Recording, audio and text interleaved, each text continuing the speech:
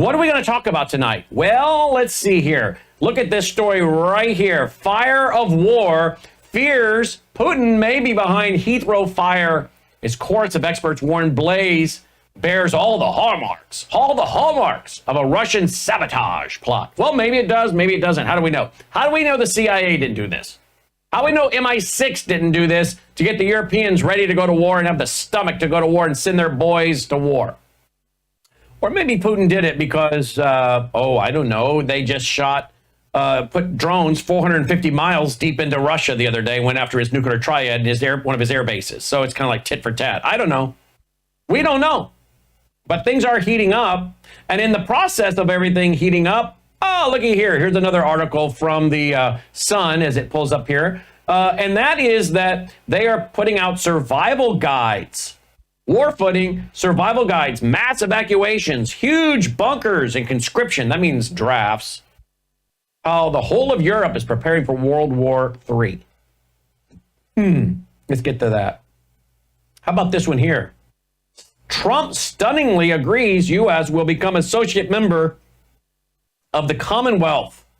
Wait a minute. There is a club that President Trump, it's a secret invitation, not so secret anymore, but supposedly there was a secret invitation. President Trump says, I think we'll do that. I like King Charles, he says. And King Charles is the head of the Commonwealth. The membership is voluntary, mostly ceremonial, but America might join along with the 56 other member states. I don't know what this is about, but I'd like to talk to Patrick Wood about that. I'd also like to talk to Patrick Wood about another guy. Here's a video of him. It's a video of the guy named Curtis Yarvin. I don't know, it's spinning. We'll get it to play when it does. Curtis Yarvin. Who is Curtis Yarvin? Who is this guy? Well, he's a tech mogul, and we'll find out tonight what his worldview is, which basically has to do with going to a monarch. And apparently the guy is being listened to and quoted by well-known people in government. So we'll get to that. There's so much to get to. How about also striking Iran? Is that going to be as easy a job as we think it will be? How about some of the, I guess we're hearing about, looky here. We're hearing tonight that there are all kinds of U.S. vessels, carrier strike group, USS Princeton and others, all of these headed toward the Middle East. Wait a minute. Weren't these things in the Indo-Pacific? Wasn't that kind of a deterrent for China when it comes to Taiwan? Hey, have we just opened it up for China to go after Taiwan? I don't know. I'm just asking questions. I'm going to be joined by David Pine tonight. Every night we're pretty much having David on because things just keep ratcheting up. But anyway, I don't know. There's a lot going on tonight, and I want to get to all of that and more. Oh, here, we're going to talk about this. Prince William rides in a tank on NATO's front line. Oh, yeah, let's get the Prince of Wales involved, the next king out there as a poster child for World War III and NATO. What about President Trump moving troops out of Germany into Eastern Europe? Could that be seen as provocative to Putin? Oh, there's so much to get to tonight.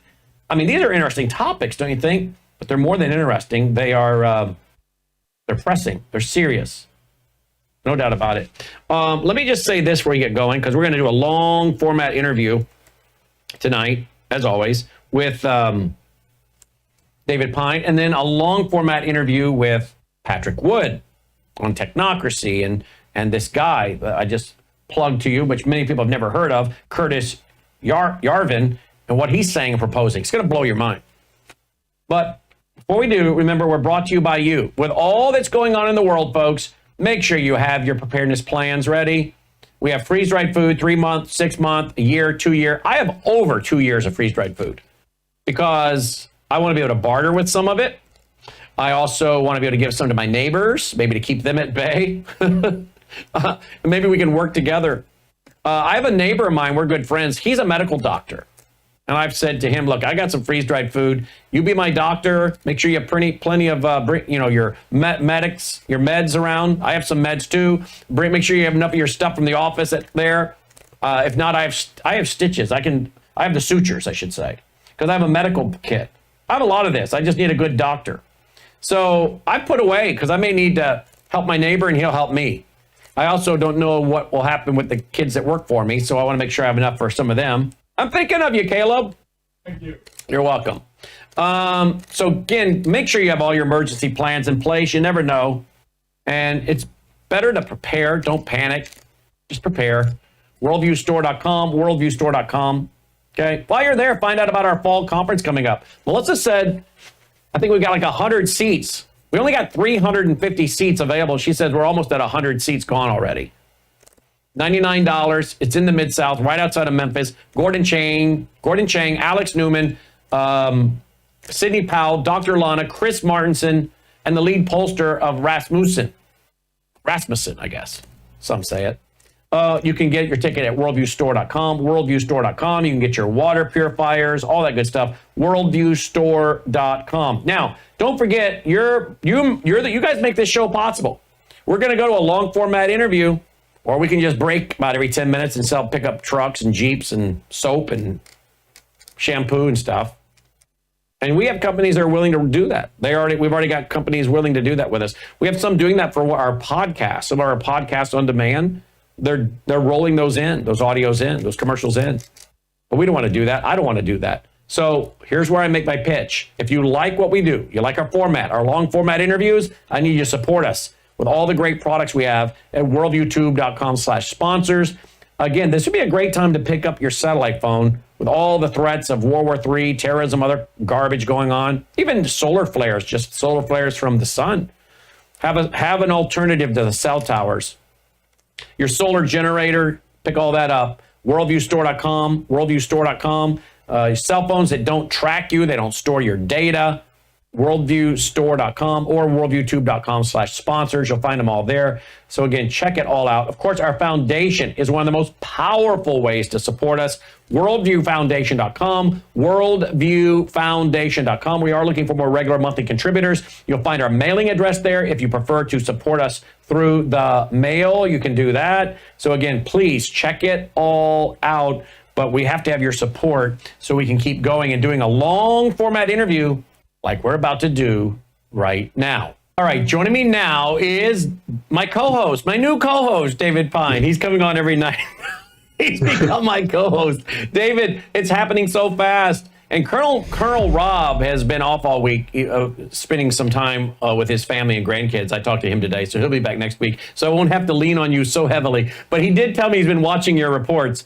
Hey, a lot's happening. It's continuing to happen. So again, here we are again, getting an update. I want you to look at this headline from The Sun. War footing, survival guides, mass evacuations, huge bunkers, and conscription. That means drafts. How the whole of Europe is preparing for World War III.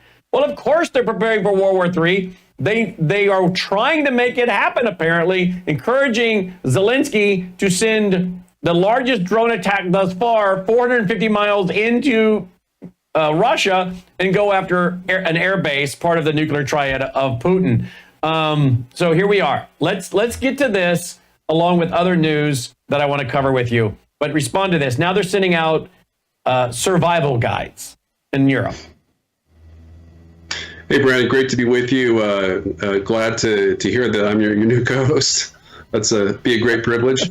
But as you mentioned, this crisis is a crisis of NATO's own making. Russia, they set out multiple peace and treaties. Beginning with Putin's request to join NATO in 2000. I think he asked Bush again in 2002 after asking Clinton. 2007, he gave an address at the Munich Security Conference that Ukraine and NATO was not an option, and he was basically giving up on his efforts to make Russia a Western ally. But he's never given up his dreams of some kind of permanent peace with the West,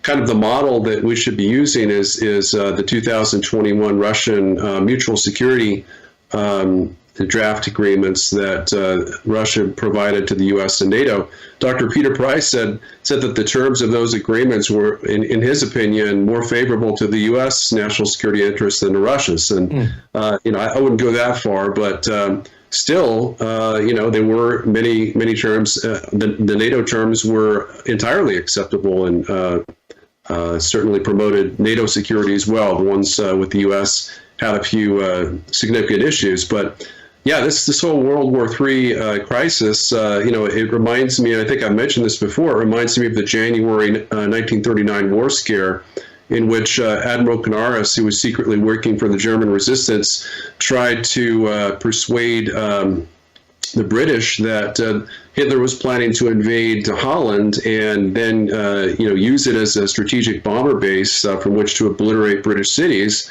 And as a result, Chamberlain took a wrong turn and decided to guarantee Poland, a guarantee that Britain couldn't meet. They couldn't send they didn't send a single soldier to defend Poland, virtually no weapons. And it triggered the onset of the Second World War, which led to 6 million Jews being killed and whatnot. But essentially, it's kind of the same idea. It's largely propaganda. Certainly, Russia has the capability to destroy NATO, to destroy Western and all of Europe's NATO members. But there's no intent. There's zero intent. Putin has stated repeatedly that Russia would never attack NATO unless NATO first attacked Russia. And we're getting perilously close to that red line, as you mentioned, with the Ukrainian, the Western-backed Ukrainian drone attacks, deep into Russian territory against their main nuclear bomber base in Ingalls Air Force Base that appears that it may have damaged, Russia's premier strategic nuclear bombers, the Tu-160 Blackjacks. Now let's go to another big story. This is what most of us woke up to today here in America, at least, and that is this headline right here from The Sun. Fire of war? Fears Putin may be behind Heathrow fire as chorus of experts warn blaze bears all hallmarks of a Russian sabotage plot. Now, I don't know. I'm not there. I'm not on the ground. I don't know. Well, I guess part of me would say somebody sent assassins into a theater in Moscow. What was that, a year and a half ago now? Has it been that long yet? 13 months ago, a year ago, whenever it was. Somebody sent assassins into a theater and killed a bunch of people in Moscow. You're striking 450 miles into Russia, hitting his air bases. You've done other long-range things. You're sending him storm missiles that can go deep into Russia. So I'm sorry, isn't this tit for tat? So if it is him, maybe you guys should back off. But how do we know it's him? How do we know our CIA didn't do it, or MI6 didn't do it, or someone didn't do it in order to then blame it on Putin so they can stoke this whole war thing? I mean, let's not forget, it was our CIA, our Pentagon, our deep state that proposed Operation Northwoods or Northwinds to President Kennedy to carry out terrorist attacks in southern Florida on Americans and blame it on Cubans so Americans would have the stomach to invade Cuba. And he's like, get out of my office. So it's not unlike the intelligence communities having staged false flags before or proposed doing that before. So I'm sorry, I'm skeptical. I'm kind of like, I would like some facts before I blame any one particular person. I have to ask, who benefits most from this? Okay, so maybe it was Putin. So this is your signal to back off. Maybe it's not Putin. Maybe this is, again, to try this thing in the press so people have the stomach in Europe to go to World War III, which they seem to be preparing for and want. Your turn. Well, you're right. There are multiple possibilities, and we'll never know the truth. We don't have access to top secret intel, and even if we did, it could be, the intel is compromised because there's plenty of Biden holdovers, deep state holdovers embedded in our U.S. intelligence that, Trump's earnestly striving to remove a lot of them, but many are gonna remain. We know that to be true, and that's why we have folks like Director of National Intelligence Tulsi Gabbard to be able to sift through the truth from fiction. that Trump's wisely appointed. But yeah, I mean, there is a substantial chance that this is some kind of false flag, event. It could have been Ukrainians. It could have been Starmer working with Ukrainians to get plausible deniability of attacking the UK's largest airport.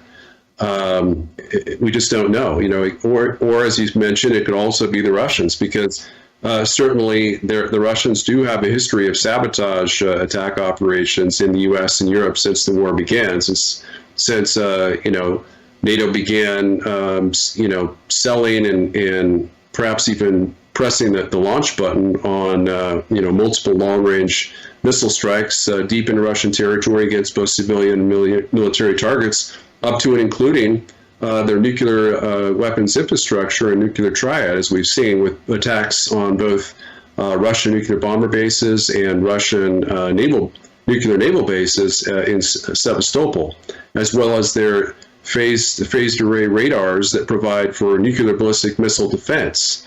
So Ukraine has been kind of punching holes in Russia's early warning and ballistic missile defense system, which we could potentially exploit for a nuclear first strike. So, Russia is inherently paranoid, and every paranoid fantasy that Putin imagined the U.S. was capable of or was doing have been proven factual by Biden's actions and NATO's actions since the war began. I want you to look at this article.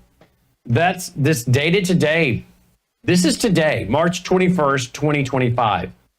On first ever trip to Estonia, Prince William visits NATO troops and praises Ukrainian resilience. The historic visit emphasized William's role in international relations. And though much focused on military operations and Estonia-Ukrainian relations, the royal still got a few jokes in. Okay, so they're rolling him out. This is all over the press today. If anyone puts it into a search engine, Vanity Fair's big piece.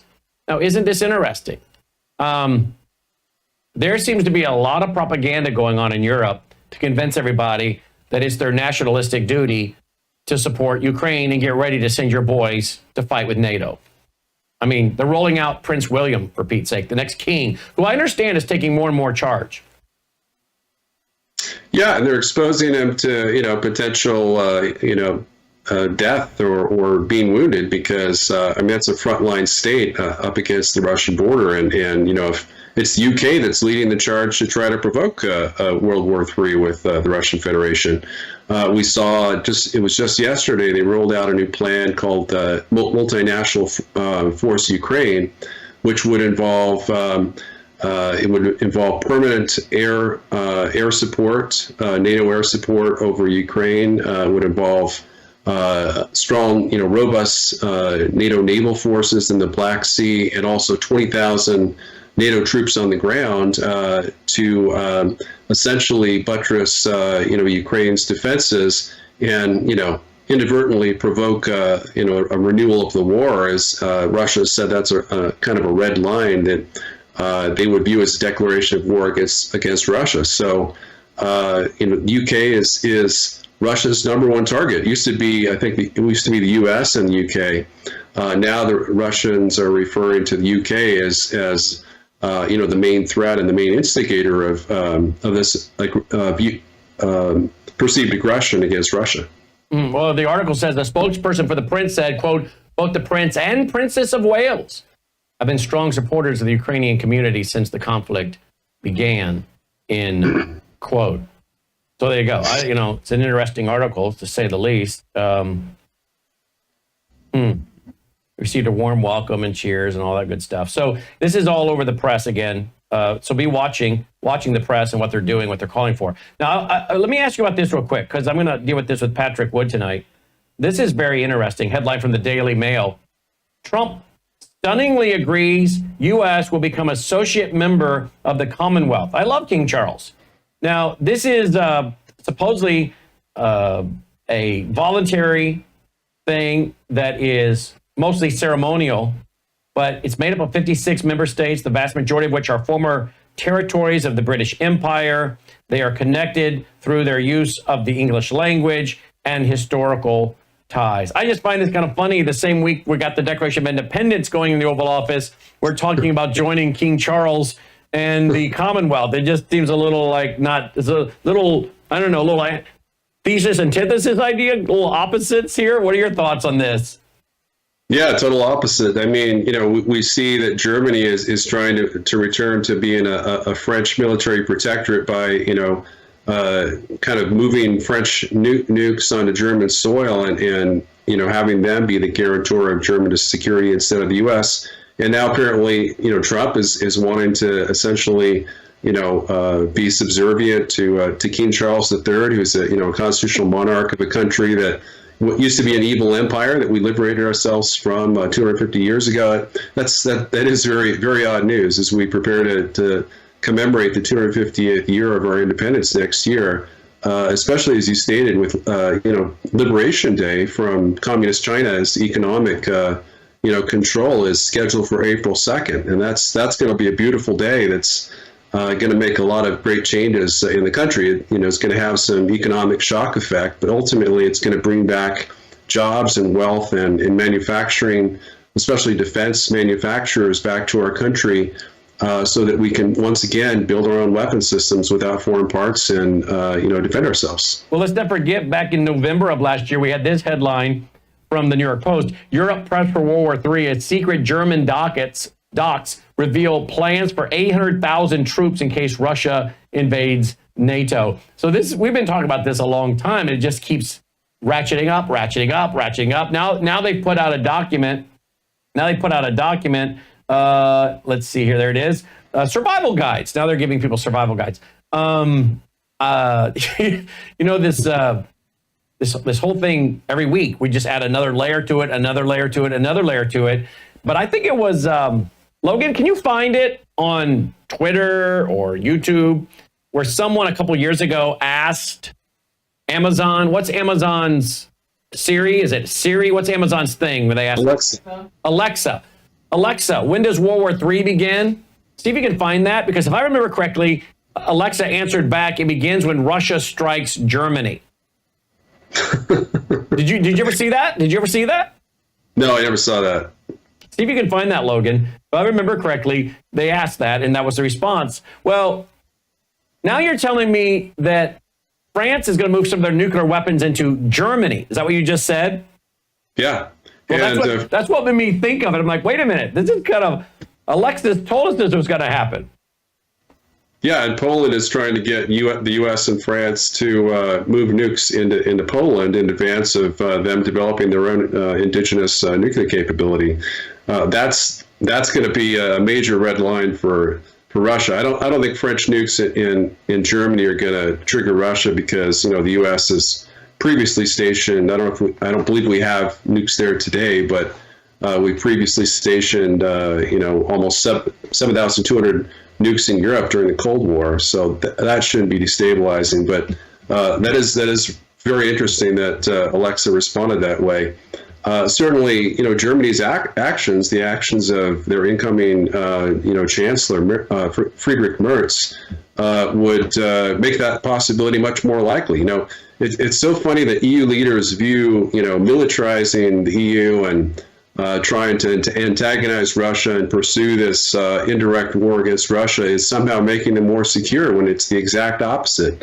The only path to security for Europe, or especially for Ukraine, is friendly relations with the Russian Federation. If they simply understood that, they wouldn't be pursuing these potentially suicidal policies against Russia. I'm not sure that level of rationality and sanity is going to appear in any major country in Europe. I guess Giorgia Meloni is the closest in Italy as prime minister. All right. Well, I don't know. I was trying to find that clip. Some are saying it was a fake clip that had been generated. It wasn't real. I don't know. I have no idea. But it was put out there some time ago. I mean, this wasn't like last week. This was put out like back in 2023. But I just find it interesting that's what. Yeah, here, I got an article. Is it legit? Newsweek. Newsweek. Let's see it. Logan's got an article from Newsweek on it. Okay. Yeah. Alexa is World War III. Okay. When Russia attacks Germany, the caption says. Okay. Well, it didn't happen on November 23rd, 2023, obviously, but it's just interesting that Newsweek has reported that that's what's, that it's going to be Russia attacking Germany. Now you're telling me today, March 24th, 2025, France is moving nuclear weapons into Germany, and they are continue to provoke Russia by encouraging Zelensky with these strikes 450 miles into Russia. So there you go. I don't know if this again is it or not. This is from October 20th, 2023. Let's listen here. Alexa, when will World War III start? World War III starts on November 23, 2023 at 6:05 p.m. when Russia launches an attack. When Russia launches an attack. They didn't finish it. It was against Germany. So again, whether this stuff is staged anymore, I don't know. But I do remember that from back then in 2023, and there you go. So, all right. So I want to go back to your account, if I can find it with all these. Here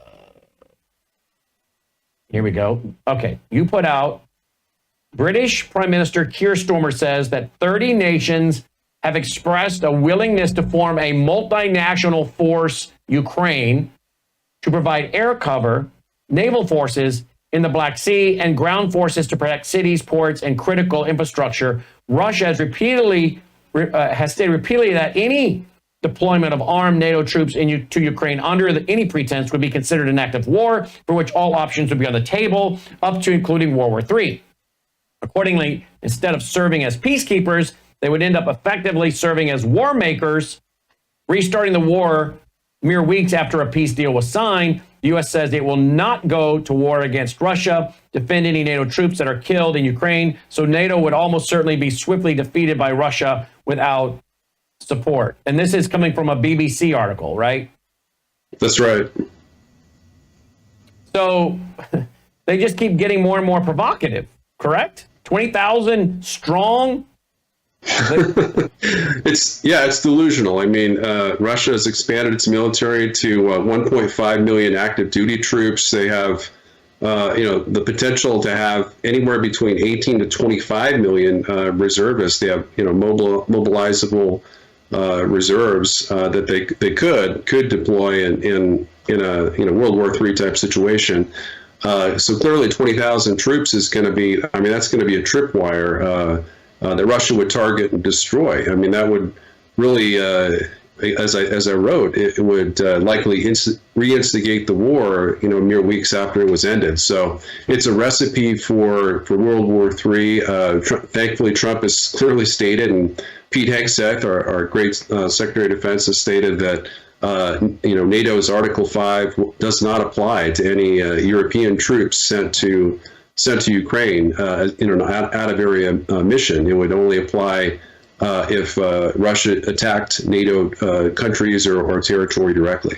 Now, you're stating on X that President Trump's idea to pull 35,000 U.S. troops from Germany and relocate them to Eastern Europe, along with our 20,000 troops already there, is a terrible idea that could potentially sink any chances of a peace deal with Russia. It would be far wiser to withdraw all of our 20,000 troops from Eastern Europe and pull most of our troops from Germany and bring them home. That would reduce overall U.S. troop levels in Europe back to the level that existed at the end of Trump's first term. So you're saying don't pull all 35,000 out, just pull out 20,000.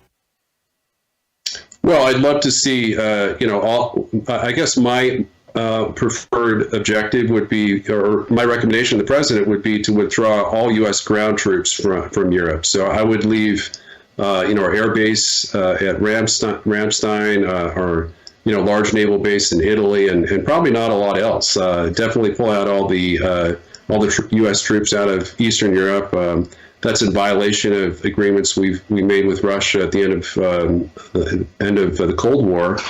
And I think by essentially what we would do is we would continue to provide a nuclear umbrella for our NATO allies. We would provide naval forces in the Mediterranean and the North Atlantic.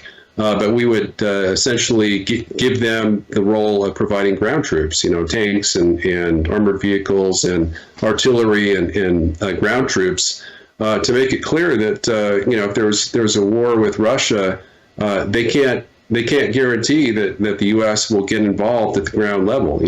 Conventional war, we would probably just provide naval support at most, if okay, that. I think I got what you're saying here. I read it too quickly, and now I've read it again. I processed it. President Trump is talking about pulling 35,000 U.S. troops from Germany and sending them to Eastern Europe, with 20,000 that are already there. So that would give us 55,000 troops in Eastern Europe. You're saying, no, don't do that.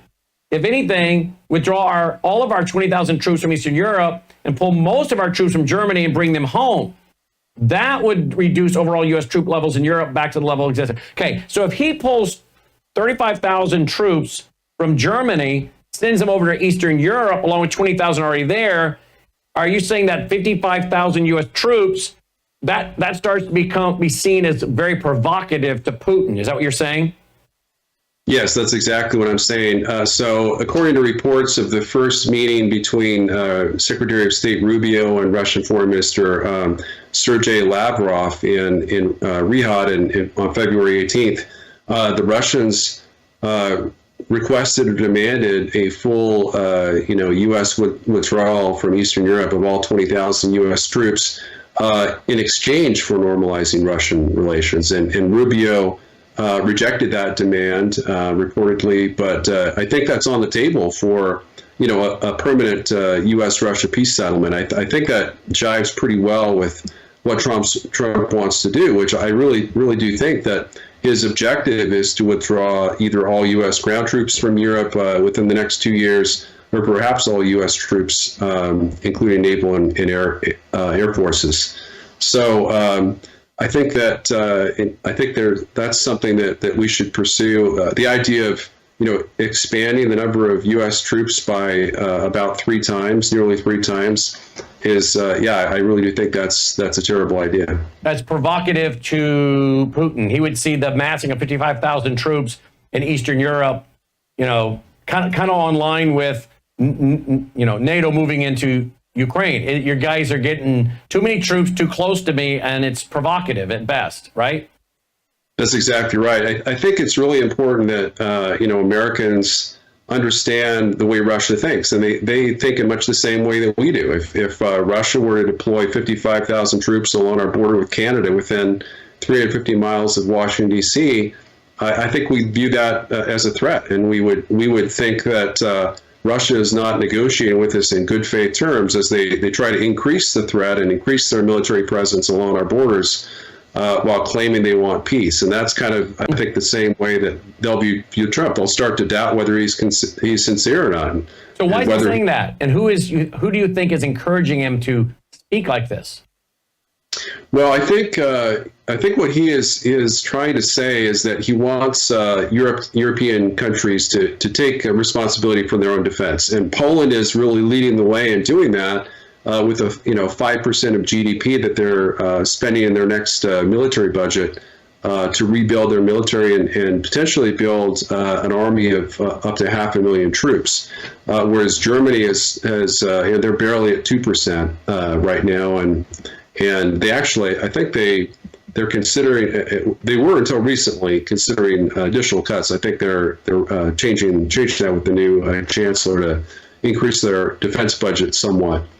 So I think that's the mentality. Trump has basically stated that, he won't defend any countries that aren't spending at least 2% of their budget, and maybe even 3 or 5%. So that's why he was saying, move the troops to Poland and maybe Hungary, or even Slovakia, that are much more pro-U.S., whereas Germany, France, and Britain are all turning against the United States and opposing Trump's signature foreign policy initiative, which is peace with Russia and ending the war in Ukraine. All right, let's go to this. U.S. Secretary of Defense Pete Hegseth has ordered the USS Carl Vinson and the remaining ships of Carrier Strike Group 1, which consists of the Ticonderoga, how do you say that? Ticonderoga? Ticonderoga. Thank you for that help.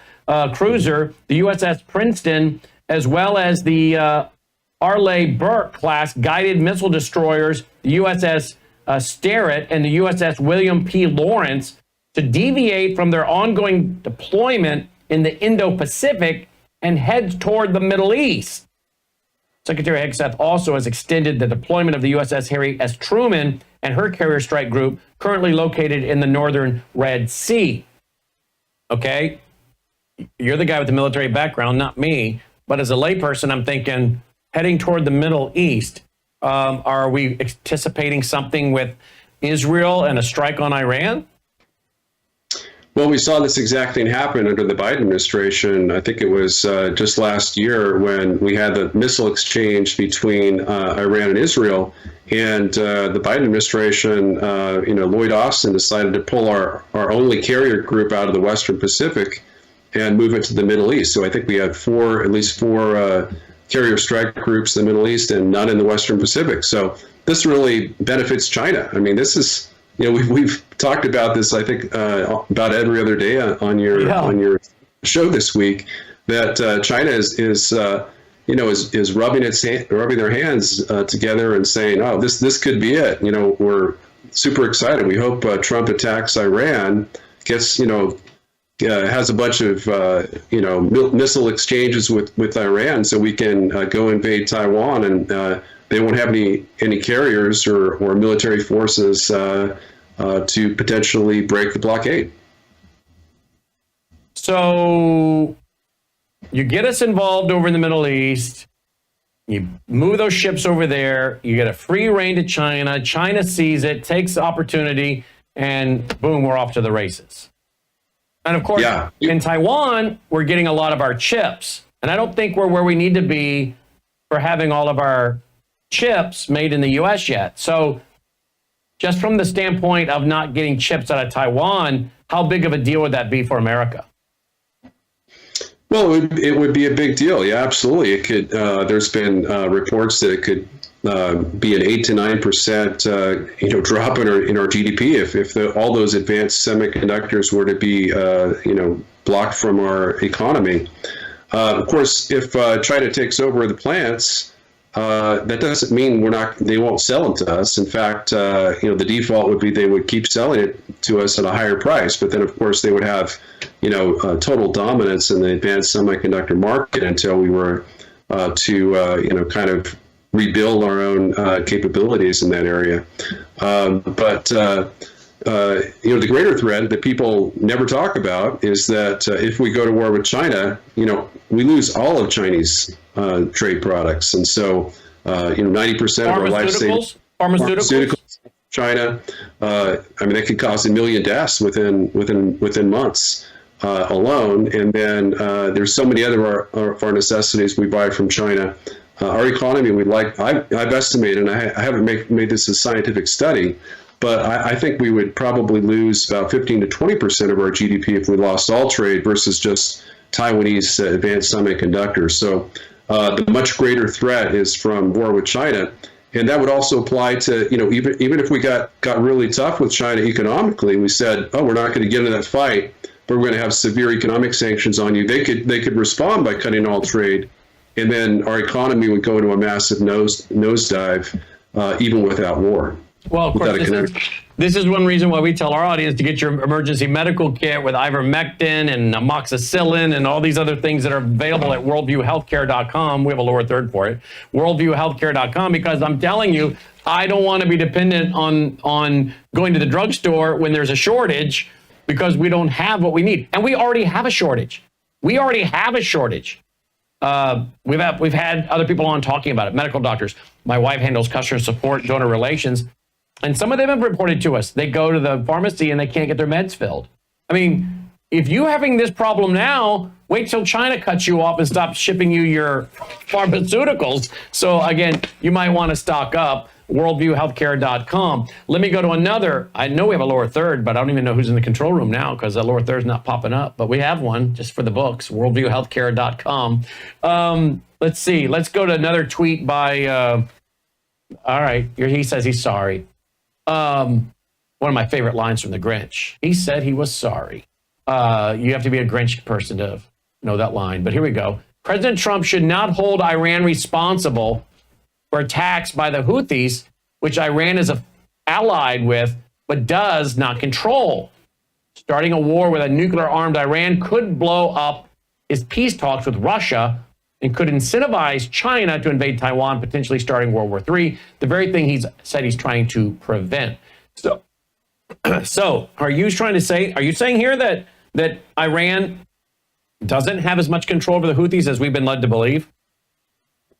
Yeah, it's exactly what I'm saying. As I've been studying the relationship with the Iranians and the Houthis, I've determined that the Houthis kind of do their own thing sometimes. They were told not to attack, I think, the Yemeni's capital a while back by the Iranians, and they did it anyway.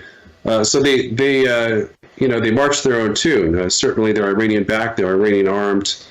But Tehran doesn't have any direct control with them. Their control of Hamas and Hezbollah is much more direct. They have Iranian Revolutionary Guard Corps commanders that we're seeing in Lebanon with Hezbollah leaders. Not quite the same relationship with Hamas, but the Houthis. First of all, Trump was the one who kind of broke the ceasefire. The Houthis stopped attacking shipping. And Trump decided that, because they had previously said that if Israel broke the ceasefire in Gaza, then they would very well consider resuming attacks. He just decided to preempt them. And, there might have been some reasoning behind that that we're not aware of. But, his threats to blame Iran for any future Houthi attacks are, I think, really misguided. They could spiral off into a regional war that could involve Russia or China, or it could simply minimize their capabilities to respond to Chinese aggression in the Pacific. Well, I guess it's Friday night, so you don't have to worry about me calling you tomorrow to come on. I guess unless the news is so big, we all have to come back in and go to work. So I guess I won't be calling you tomorrow, but I can't promise you I won't be calling you because there could be something that develops. But otherwise, I probably will again have to call you on Monday because this story, every day I get up, there's a new layer that we got to cover. And I don't want to go to World War III. I'm concerned about our power grid. I know you are as the president of the EMP Task Force and EMPTaskForce.us, whether it's EMP or cyber attack. But again, these are. Correct me if I'm wrong. You probably monitor more news outlets than I do because I'm too busy running this one. How many news outlets are covering this like we are? How many? I'm venturing to guess not many, but you tell me. Very few that I'm aware of. Your network is probably the best in terms of covering a lot of issues that Americans aren't aware of. So thanks to you for bringing this. Bring the truth to your many listeners and viewers. Thank you for helping us do that. Why do you think, David, in closing, that more outlets aren't talking about this? I mean, World War III would be the biggest story in the world, obviously. Why? And we got people talking about it, and all the signs are moving. We're going that direction if something doesn't stop. Why do you think more people aren't talking about this?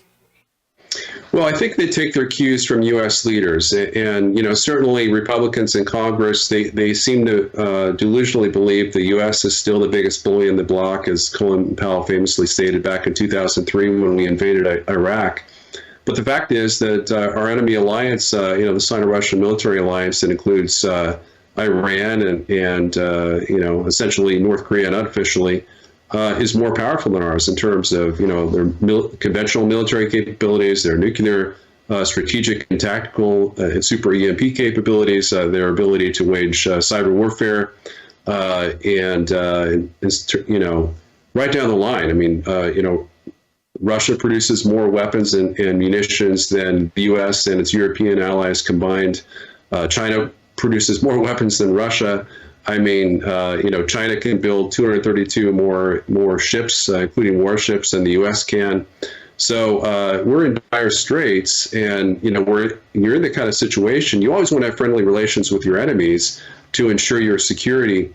But we're that necessity has never been greater now because we're facing the most existential threats we've ever had in our history, and our unconcerned representatives in Congress are talking about budget battles and things that really don't really make that difference. And Trump, of course, is nobly pursuing his peace initiative with Russia. So, we really have the potential to be upset and really have a huge amount of shock if China makes a move on Taiwan and potentially gets us in a World War III situation.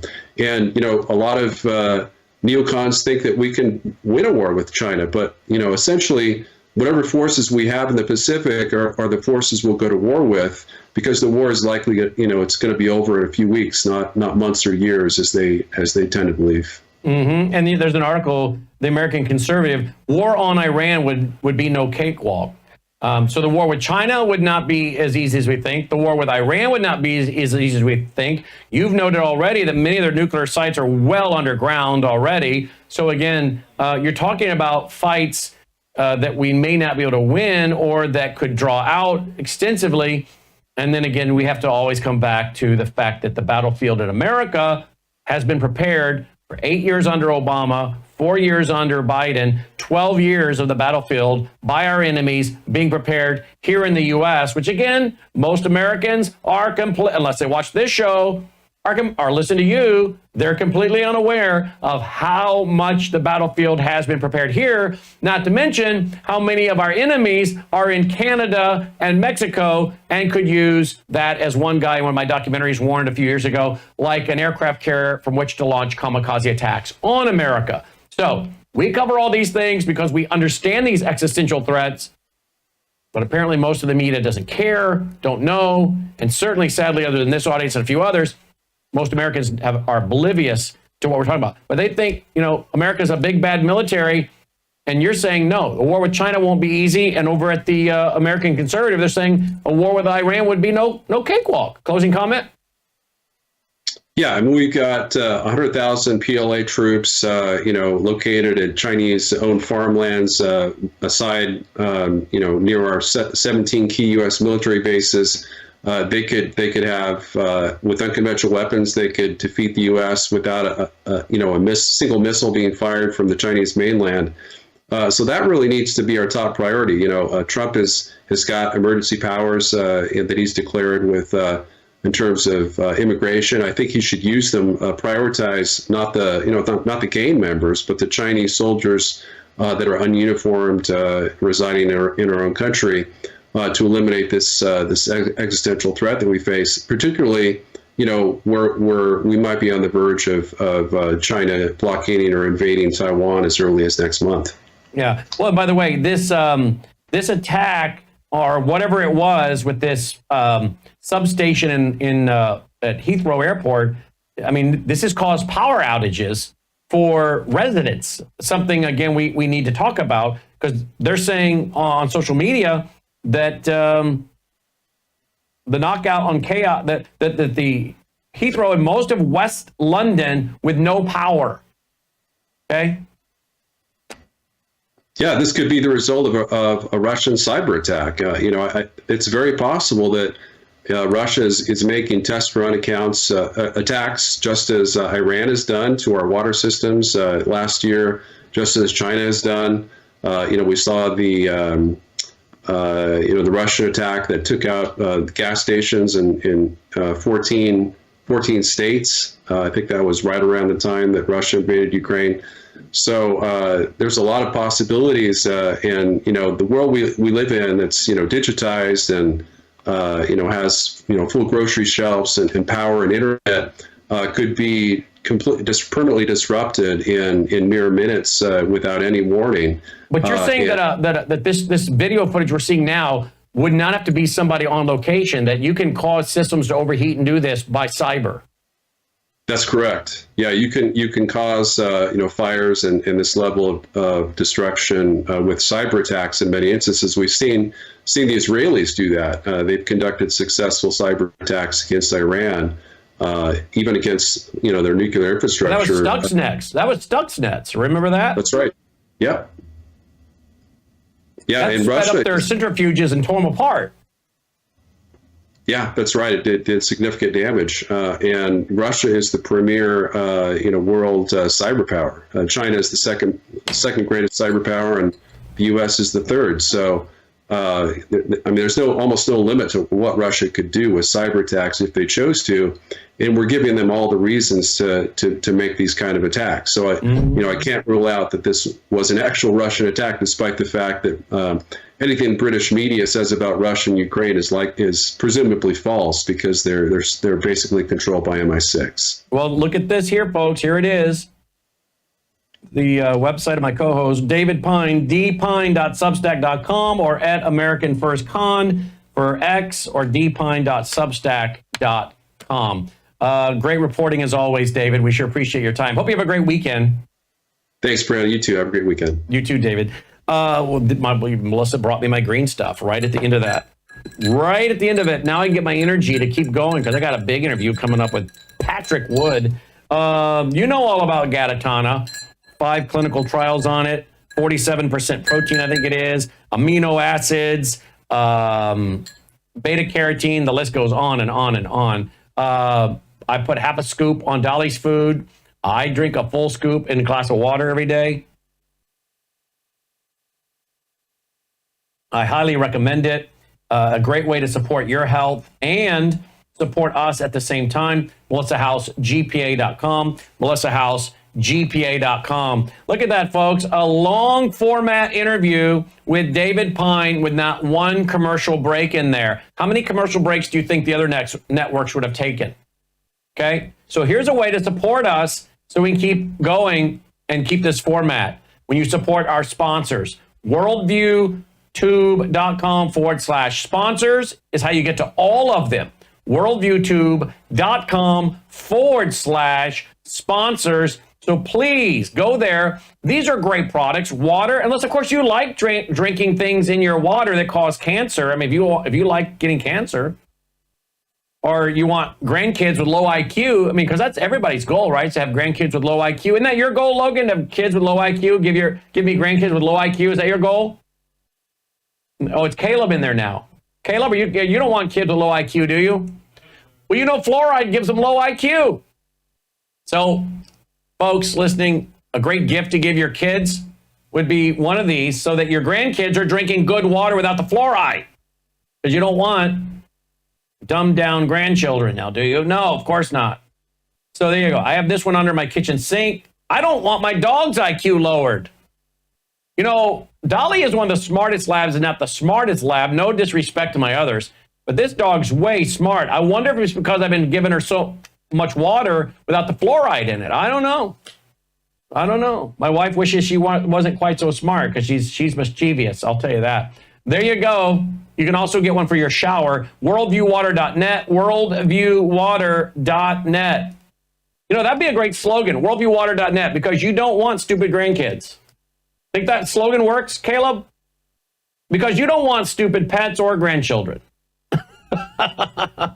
Well, you want healthy kids and grandkids and smart kids and grandkids and pets. But how about yourself? How about me? How about you? I don't want to get sick, and I certainly don't want, the big C. And I certainly shouldn't be drinking pesticides and chemicals that can cause it, and toxins, right? So worldviewwater.net, worldviewwater.net. Then there's Bella Grace. I take it every day. You know that. It's the elixir with the peptides cut short, so your body actually absorbs it. Your gut lining is made with collagen. This is loaded with collagen. I had a leaky gut, didn't know it, but apparently I had a leaky gut, which is why I had psoriasis so bad for so many years, with my hands cracking and bleeding like crazy, hurt like the dickens. I get on collagen through this elixir, and within weeks, hands cleared up, no cracks, no bleeding. Hasn't happened since I got on this in December of 2023. My hair growth is taken off. I haven't taken a Pepcid since December of 2023. My acid reflux is gone. You got the cat's claw, that's the anti-inflammatory. And then you've got the bark, or the barks is the bark on the vine in Peru is the anti-inflammatory cat's claw. Then you have the astaxanthin, that's loaded with antioxidants to take on the free radicals which does the cellular damage and other things. And this crosses the brain-blood barrier. So highly, highly recommend this. Melissa loves the skincare, as you guys all know. She loves it. The weight management. Logan is on this. Logan's on this. Melissa's on this. And it's all natural. And as you know, she's given me notes to tell you what it does because, as always, Melissa's going to go and research it. And this all-natural weight management will, she says, also optimize your insulin, regulate your blood glucose levels, lowers bad cholesterol, brings up your good cholesterol, normalizes your blood pressure, overall good for cardiac health, improves your prebiotics, lowers inflammation, backed by science. Okay? I'm not making claims. I'm just telling you what they say it does. And, you know, you got to do your, let me throw that disclaimer. This product has not been approved or evaluated by the FDA and not intended to treat, cure, or prevent any disease. So there you go. I covered myself legally. But this is what we're told. And Melissa takes it. Logan's taking it. Curbs your appetite big time, they say. Melissa takes 2 of these. The restorative sleep gummies helps her stay asleep. Because, again, I've told you her problem is waking up, not being able to get back to sleep. So melissahousebg.com, melissahousebg.com. You can come back to me, guys. So you see I'm drinking my Galatana. Okay, so I drink that on the set. You see me do that pretty much every night. And most of the times I do take my Bella Grace. I don't always take it on the air, but I do take it every day. But a lot of times I take it on the air. So now I'm doing both right here. Now,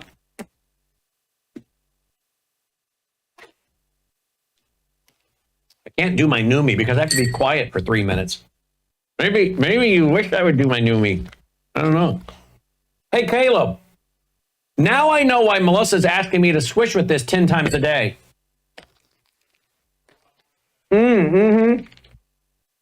It makes a lot more sense. She's like, oh, time to squish, Brandon. Yeah, it's only 10 minutes of size to squish for 3 minutes a day, 10 times a day. Wait a minute, 3 minutes times 10, that's 30. Oh, you're on that new math. Are you a government school? You're a product of a government school, aren't you, Caleb? Yeah. So anyway, there you go. So I did my Bella Grace. Now I'm taking my Galatana, and I can swish later with my Numi, which loads me up with glutathione. Caleb, what is glutathione? You could not tell me. How many times you heard me do this? Glutathione is a natural, all-occurring molecule in your body that decreases at age... No, not 29, 20, but good guess, 20. And it helps to detox your cells. And there's lots of toxins in what? Where do we find toxins, Caleb? No, in your cells, but where do they come from? Where's the toxins come from? Forever chemicals. That's a good, yeah, that's pretty true. Like you can have it in your water, the air, food, toxins, right? 10,000 things that should not be in our food that RFK Jr. says is in our food. Only 400 of those are allowed in Europe. So that means we have 9,600 that are allowed in the US that are not allowed over there. Bad things, right? So detox your cells, and studies show that glutathione may remove mercury from your brain, helping prevent what, Caleb? Cancer. No, helping prevent Alzheimer's, dementia, and Parkinson's. All right. Are you guys listening to my show when I'm on the air? It's more passive. It's more passive. Okay. More passive listening? Yep. Okay. Well, at least you're honest. All right. Well, there you go. All of it is at worldviewtube.com/sponsors, worldviewtube.com/sponsors, including the Swish for Life, which is the Numi, which, by the way, has 162,000 studies on it on PubMed. Okay. So there you go, my friends. And support us so we can do these long format interviews. And we've got another long format interview I want to do right now with Patrick Wood. Okay, here we go. Joining me now is Patrick Wood. Look at this headline. Trump stunningly agrees U.S. will become associate member of the Commonwealth. I love King Charles. Charles in charge. That's a show from the 80s, isn't it? With Scott Baio. King Chuck. And I guess it's a ceremonial thing. You can join the Commonwealth, whose nations have a total population of more than 2.7 billion, is one of the world's oldest political associations of states. Membership is voluntary and mostly ceremonial. But yet, look at the next sentence. King Charles III is the head of the Commonwealth. You know, King Charles, though, is the one that's been pushing Agenda 21, Agenda 2030. There's an author out there. What was her name? Patrick will know it. She was warning years ago that it was Prince Charles that got a bunch. It was Joan something or other. King Charles, then Prince Charles, got a bunch of the globalists on the royal family yacht, reportedly, before the Earth Summit in Rio in 1992 to help put all that together. So King Charles is kind of the one that's been behind all of this stuff. You know, he's radical World Economic Forum, green agenda guy, right? Now, the whole thing is kind of weird because this week, President Trump puts the Declaration of Independence in the Oval Office. And I'm like, yeah. And now we're going to join the ceremonial group with King Charles III as the head, the Commonwealth. I mean, I thought the Declaration of Independence was about freeing ourselves. Do we really want to have our country involved in some association with King Charles? I don't know. I'm not I'm going to have to disagree with this one. Okay. I just call him the way I see him. God bless President Trump, but I have to disagree with this one. All right. Let's see what Patrick Wood thinks. Patrick, thanks for joining us. This is the craziest thing that I ever saw. It's just absolutely stunning. What is he thinking? Well, you know, they'd say he's a massive chess player and he's working the board. You know, one of my friends who didn't like it either today said, is this some kind of negotiation thing? Is he softening them up? I don't know. But I'd like to know his reasoning behind it. Me too. You know, we see some jockeying going on with Canada, for instance, tariffs, and et cetera. That's part of the Commonwealth. So if we get drawn into the Commonwealth, that means we'll have to iron all our differences out with Canada. And maybe, who knows, maybe they'll decide to be part of the United States at that point. Who knows? Mm-hmm. If we're part of the Commonwealth, maybe that will pave the way for Canada to come with us, right? It's all the same for them. Yep. Well, he tweeted this out. I love King Charles. Sounds good to me. And then he I guess, linked to an article. So I don't know. I don't know what this is all about. I wasn't even aware of this group. Were you aware of this group? Oh, yeah. This Commonwealth with King Charles? Well, exactly. The concept of the Commonwealth, that's old as history. Well, no, that part I know, but I wasn't aware of this. You know, this fact that you could have these different groups join part of a ceremonial thing. I mean, I would think that would be, again, a part of his Commonwealth. We're not a part of his Commonwealth. Why would we join that? That doesn't make sense, does it? Canada, no, okay. It doesn't. Canada, okay. But we're not Canada. Exactly. There's a statement down in this article as I was reading it this morning that talks about the possibility that we could be promoted to be a full member of the Commonwealth.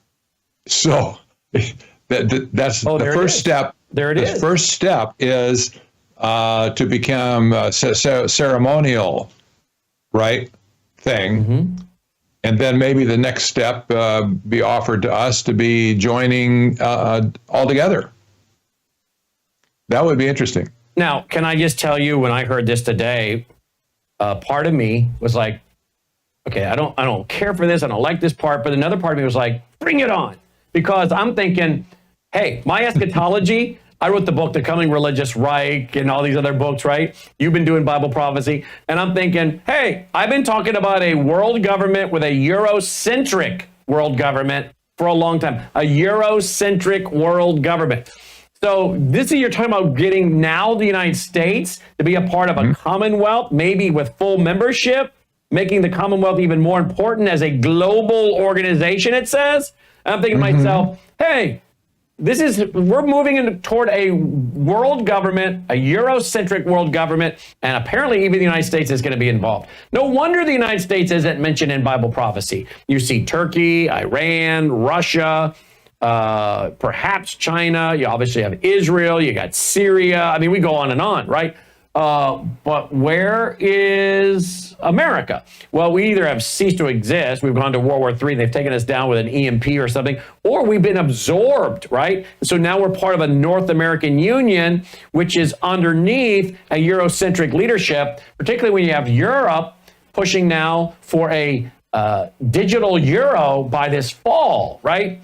And of course, Dick Morris was warning in 2008 that George W. Bush shoved us up underneath the Financial Stability Board that was dominated by the Europeans. So maybe America slowly, and now could be speeding up, finds itself shoved right back up under Europe. Yes, indeed. That could happen. My friend, by the way, you mentioned Joan Vion. There you go. Beon. She passed, I want to say, at least 10 years ago. I don't remember exactly, maybe 15 years ago. Great lady, great researcher, forceful writer. She was missed by everybody. She's a Christian also, but her studies were all based on stuff that she got from the United Nations. She went to all the meetings, kind of like Alex Newman does today. Mm-hmm. And anyway, she was very forceful. She blatantly said, I mean, she had the goods on this in her mind anyway, that Prince Charles at that point was the Antichrist in waiting. Here's the article. She was convinced that he was going to be the Antichrist. Who will rule the New World Order? Prince Charles, the Sustainable Prince. That was the name of her book, Joan Vion. Yes, indeed. Yes, indeed. There you go. And this is an article on it, which I just put it out there. You can find it. And of course, he was the one, as we said, convened a group on the yacht. It was on the royal yacht to have a meeting before they all went to the Earth Summit in Rio in 1992. Mm-hmm. That's right. Yeah. I mean, he was a major driver of this. Absolutely so. Yeah, undoubtedly. Yeah. She goes into, some of the different goals and objectives and religious worldview of the prince and whatnot. But yeah, well, the guy's got cancer, so I don't know how long he is for this world. Well, indeed, remember that the fruit always falls close to the tree. Yes. And so, what did we see today, if I can find it? Let's see. Prince William, right? Let's see. I think I saw today that Prince William was running around in a tank. He was running around in a tank for NATO. Maybe I can find that real quick. And wearing a helmet.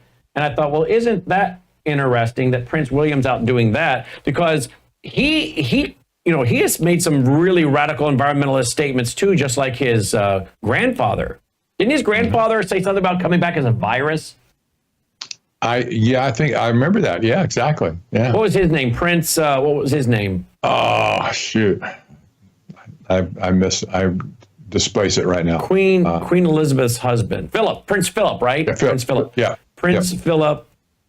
Philip on coming back as virus. Let's see what pops up.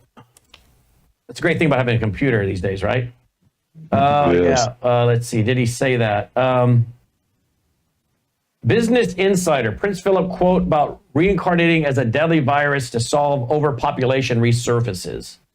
Well, I don't know. Is it true? Yeah. In the event that I am reincarnated, I would like to return as a deadly virus to contribute something to solving overpopulation. Okay, that's the quote that was going around. Some are saying it's true. Whoop, can't use that. It's got dirty language in it. Some are saying it's true. Some are saying it's not true. Who knows? But anyway, the family is certainly very, very radical. And Prince Harry, Prince William. See, Prince William on tank. Let's do that one for NATO, because I think I just saw that today. So the royal family, yeah, there it is. Here we go. People magazine. Published March 21st, 2025. That's today. Prince William rides in tank with troops in Estonia, echoing childhood moment with Prince Harry. Well, there you go. Well, that's what we need. The royal family contributing more to NATO that's trying to pick World War III, which, by the way, we were covering that today because here's the headline. war footing, survival guides, mass evacuations, huge bunkers, and conscription, how the whole of Europe is preparing for World War III. Of course, they're encouraging Zelensky to keep shooting over into Russia. He went 450 miles with drones attacking an air base yesterday. I mean, the Europeans seem to want war, Patrick. We won't go too deep into that, but they all seem to be wanting war in Europe. It seems that war is always the changer, the factor that changes society and economic systems as well. Mm-hmm. You have to figure at this point, will it actually take place? Maybe it will, maybe it won't. But nevertheless, the fear of the war is the big thing right now, for sure, because it's driving everything that's happening in Europe and even in other continents as well. So, you know, these people are really crazy. They're willing to risk World War III for sure. Could it turn nuclear? It always could. It probably won't, because that will put all the technocrats out of business, by the way, if they go nuclear. But we'll have to see. Yes, we'll have to see. Okay. Let's go on to talk about this guy right here. Yarvin, the mental poison influencing the technocrats. Who is this Yarvin guy? What's his first name? Yeah, Curtis. Curtis Yarvin. Nice name, Yarvin. Nobody knew who this guy was even 6 months ago. Yep. But apparently he's a technocrat for one thing. He's one of the tech bros from Silicon Valley. He had a startup company, made a lot of money along the way. But now he's fashioned himself as a philosopher, and his philosophy, technocratic for sure, has been picked up by most of the tech bros in Silicon Valley, including notably people like Peter Thiel, J.D. Vance, Mark Andreessen, David Sachs, Elon Musk. All these people are kind of bowing to Yarvin at this point. And I listened to a lot of stuff, interviews and stuff. This guy is absolutely off the wall. Off the wall. He's preaching. Well, we'll have to listen to this video that I sent you. This is certifiably true. I listened to enough interviews with this guy to peg him as not being just radical, but he really wants to destroy our country and reform us something different, creating a monarchy where we have a monarch king basically ruling our country. This is absolutely insane. And of course, that speaks for all the control of using AI to make AI governance a thing instead of rule by the rule of law sort of thing. You know, this is not what we bargained for when we elected Trump. I guarantee you, anybody who got wind of what Curtis Yarvin believed in the first place, like say last October, for instance, they would have screamed from the top of the roof, "Don't get close to this guy. He's our enemy, an enemy of the state, really, from within. Cast him off now." But they didn't, because even J.D. Vance has been a fan. Oh boy! Peter Thiel, Thiel. Yeah. In fact, Peter Thiel called him once his house philosopher. Whatever that means. In other words, that means he was in bed financially with him, I think. But you know, he that's kind of an endearing term. Well, he's my captive philosopher that's feeding me stuff. You know, crazy. Let's go to this video. Here's a video. Logan, you ready for that? Here we go. Here's a video on this guy.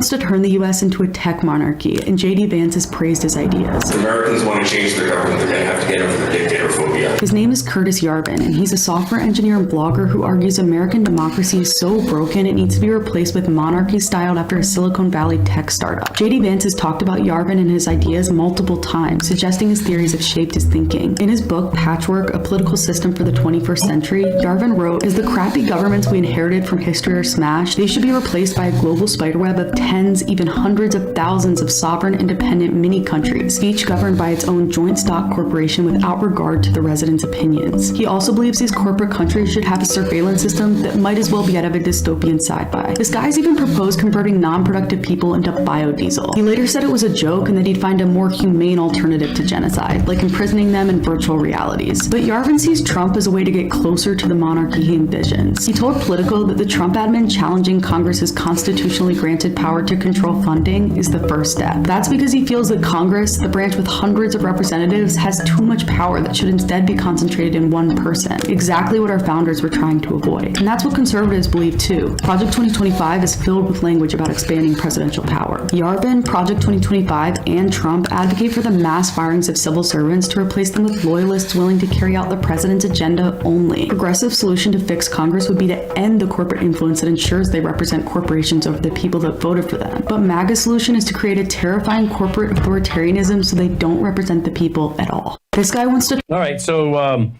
that's troubling if that's what this guy really believes, but it sounds very consistent with Agenda 21, Agenda 2030. You know, again, I hate to keep quoting my books, but my book, Grave Influence, that I wrote in 2008, came out in 2009, I was warning about communitarianism. It's a big word. A lot of people are like, oh, communitarianism. It's just big government and big business merged together. It's what Klaus Schwab calls the public-private partnerships, right? And we were warning for so many years back, starting after the Earth Summit in Rio with people like Tom DeWeese, who was on earlier this week, that what you end up with is, and he talked about it this week on the show again, these unelected boards, right? Your local city council, your county commission, they get talked into putting together these unelected committees or boards that will oversee development in your community, green spaces, environmental policy, you know, all these kind of things. And now all of a sudden, they're getting funding from the state, funding from the federal government, funding from NGOs, big foundations, that your community, your county, or your city or town can get this kind of funding if you will implement these boards or committees, and your city council or your county commission hands over authority to these committees to implement things, like I said, green spaces, building what you can and cannot do. Pretty soon you have a planned community. Pretty soon you have a 15-minute city. Pretty soon you have no cars in parts of town. You have all bikes, you know, and pretty soon you're like, wait, how did we get here? It wasn't the elected officials. It was big business and big corporations with government and globalists doing it together. It sounds very similar to what he's talking about, where you're turning this over to these corporations and entities to do this. This is not new, but now you got a guy who's got the ear of apparently the vice president. Well, yeah, but here's one takeaway for sure.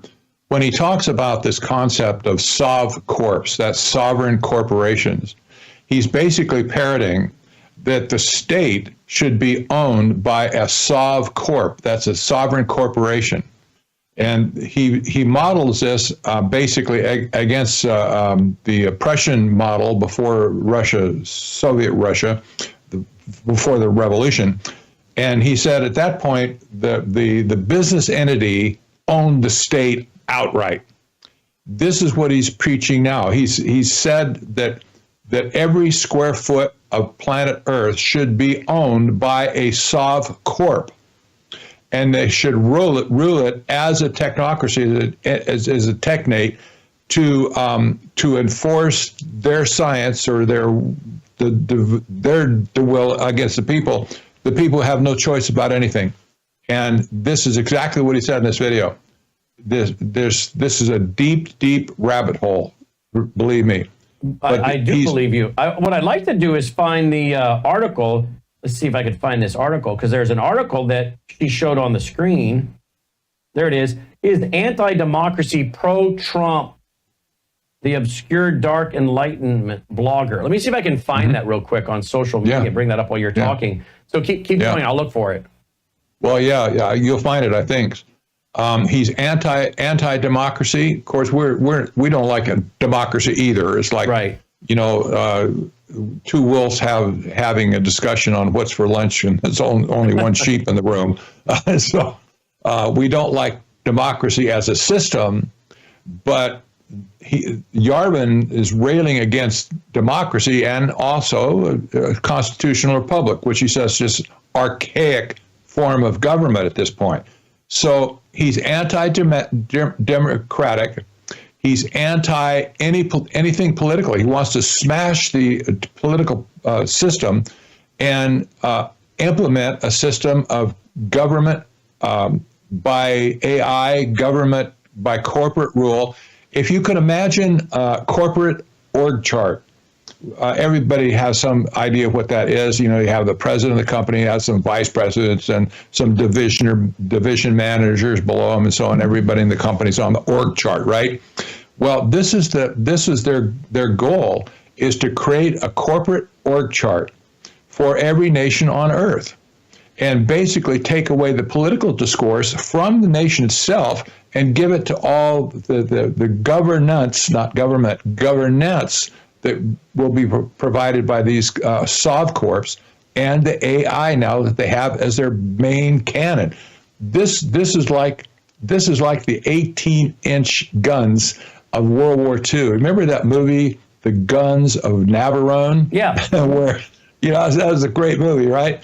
But those cannons could reach out anywhere in the sea and, you know, just destroy any ship that came by. Well, AI is this is the guns of Navarone for these people at this point. They're using it now to capture our government and capture the administration to reform, restructure our government for us on our behalf. And what will end up as the post of whatever is going to be something radically different than what we thought we had in the first place. So, wow. Well, I found the article. I found the article, Patrick. Look at this. He is one of the originators. Yarvin is the originator of the neo-reactionary or dark enlightenment movement. What is the dark enlightenment movement? Is that what he's doing? I mean, that's what he's doing. That's what it's called, dark enlightenment. This is what it's called. This talk about an oxymoron, right? Does it fit with dark MAGA? When Musk wears his hat and says, "I'm dark MAGA," does it fit with this?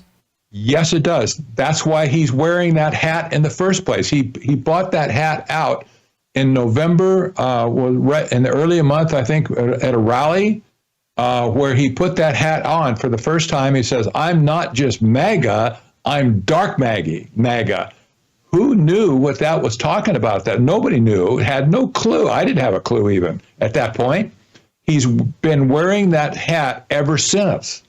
You see, everywhere you see him, he's wearing his dark MAGA hat. And the purpose is he's signaling that the dark enlightenment is his philosophy, period. Well, let's go to the article. Yarvin is the originator of the neo-reactionary or dark enlightenment movement, whose early ideas he developed on a blog called Unqualified Reservations back in 2007 and 2008 under the pseudonym, what is that? Minkius Molbug. He now writes a Substack newsletter under his own name, and the far-right imprint Passage Publishing recently published an anthology of his earlier writing. The Guardian previously reported the Passage Publishing's founder is Jonathan Kieperman, a former UC Irvine lecturer who had previously operated under the pseudonym Lom3Z. For years, Yarvin has consistently held to a number of explicitly anti-democratic beliefs. Republican self-government has already ended. Real power is exercised allegorically in a small number of prestigious academic and media institutions he calls the cathedral. And a sclerotic democracy should be replaced by a strict hierarchy headed by a single person whose role is that of a monarch or CEO. Drum roll, please, enter the Antichrist. I mean, really? But wait. We just put a new dot in the matrix here. What is King Charles? He's a monarch, right? Right. And so if he doesn't live long, we have his son who can take over and be the monarch, who I'm already told, if you read articles from the British press, he is already, Prince William, making decisions and getting heavily involved and laying down what is going to be acceptable and not acceptable when it comes to Harry and Meghan and many other things, that there are insiders in the palace that are writing art that are being quoted in British press saying William is not some wallflower. He is known for being quite tough, and he's already laying down what his expectations are for the royal family today and into the future. So I think Prince Charles is already giving him authority, and he's in training, and he may be the king sooner than we think. So maybe Joan Vion was onto something. She was just one generation too early. She should have waited around for William. Now, I'm not saying William's the Antichrist, but I am saying if we're headed this direction, obviously I'd put him on my short list. And I have said for years to my wife, I said, I don't know if Prince Charles has the charisma to do this, but I said, his son, the next one, he's already a internationally known guy that most people like simply for really one reason, or maybe I would say two reasons now. One reason, Princess Diana. So much of the world already has a soft spot for this guy because they watched him deal with the loss of his mother as a child, right? So much of the world has that. Number two, he has another lady in his life that seems very likable, and that is Catherine, right? Is that her name? Kate?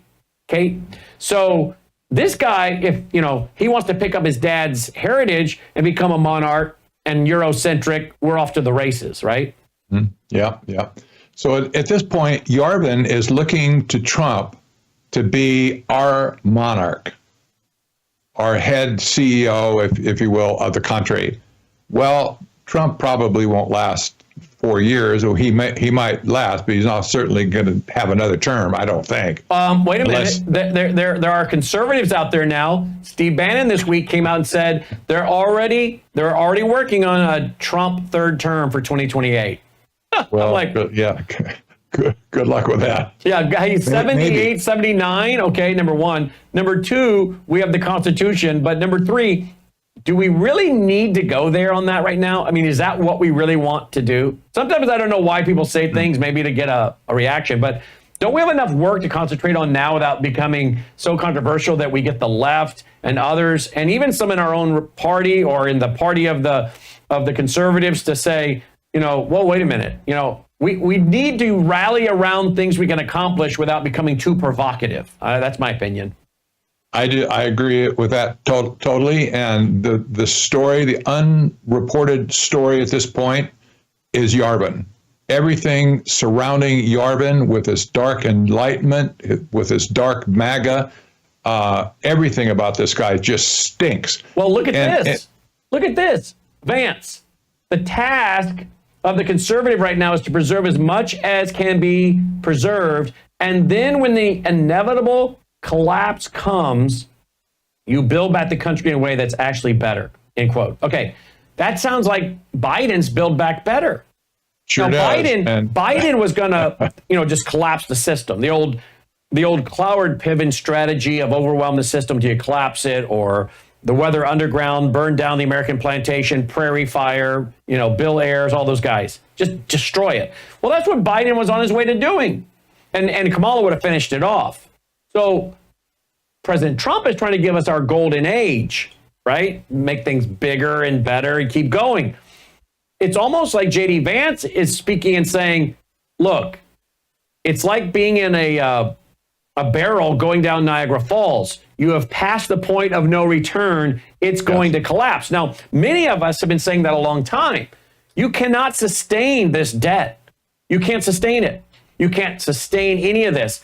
There's no way. You're either going to have to default or hyperinflate and then pay it off. So the collapse is going to come. Is it going to be a controlled collapse, or is it going to be one that gets out of control? Isn't it interesting? Because Donald Trump isn't talking this way. He's talking about the golden age of America. J.D. Vance is saying it's inevitable. The collapse is coming. Mm-hmm. Patrick? He gets this from Peter Thiel, who gets it from Yarvin.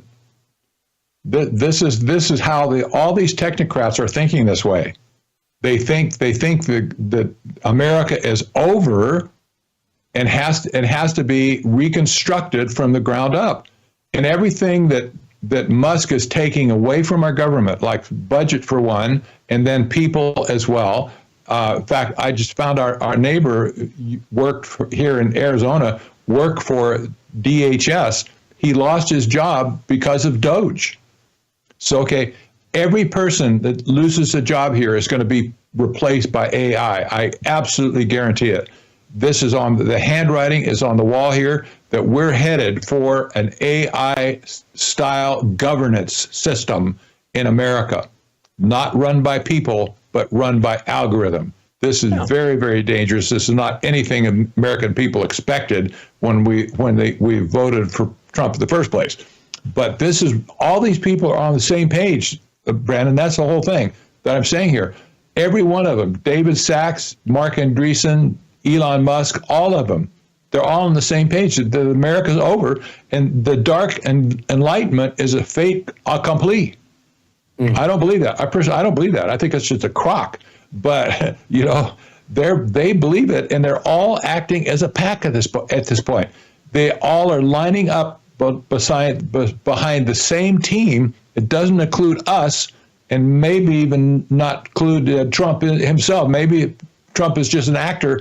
But all these technocrats around the system at this point, they're lining up a play where they're all on the same team, and they're racing for the goal of deconstructing America.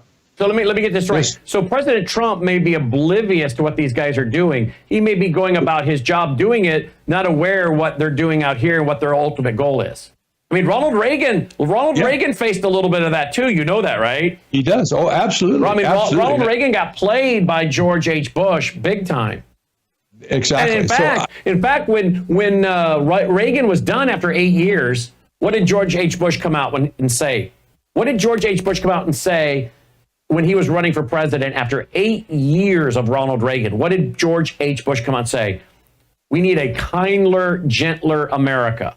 Okay. I've interviewed Michael Reagan about that. I mean, how offensive. Reagan picks you as his VP, which he did because Ford didn't call back. I don't know if you know that or not, but Matt Michaels told me that story on the air. They were waiting at the convention for Ford. They'd offered it to Ford. Ford didn't call back by the appointed time. And Michael says his dad looked at his clock, said, well, call George H. And they offered it to George H. and he became the VP. But remember, it was George H. after 8 years of Reagan says we need a kinder, gentler America, right? And there were things going on during the Reagan years that Reagan didn't really know a lot about what was happening. Now, I'm not saying that's because he was in dementia or Alzheimer's. I'm just simply saying I think they played him. They brought too many of the Bush people in to his administration, right? And now I wonder, do we have too many of these technocrats that have been brought into the Trump administration, and maybe President Trump doesn't really realize what their real overall arching agenda is? Yeah. It could be. What I tell people now, and I'm so sick of people railing against Trump, whether they hate him or not. It's not about Trump at this point. We need to just forget what Trump represents. He's our president, duly elected. But this is not about Trump. It's about these technocrats. They're the ones that are executing the policies that are dismantling our government. This is the big story here. And anybody... It's not, when you say dismantling our government, it's not that we're opposed to cutting waste and cutting fraud and cutting agencies are constitutional. The issue is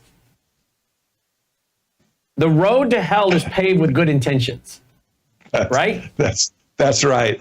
And when Elon Musk says, when he says a statement that everybody cheers, that's redefined in his mind according to dark MAGA. Dark enlightenment. The dark enlightenment.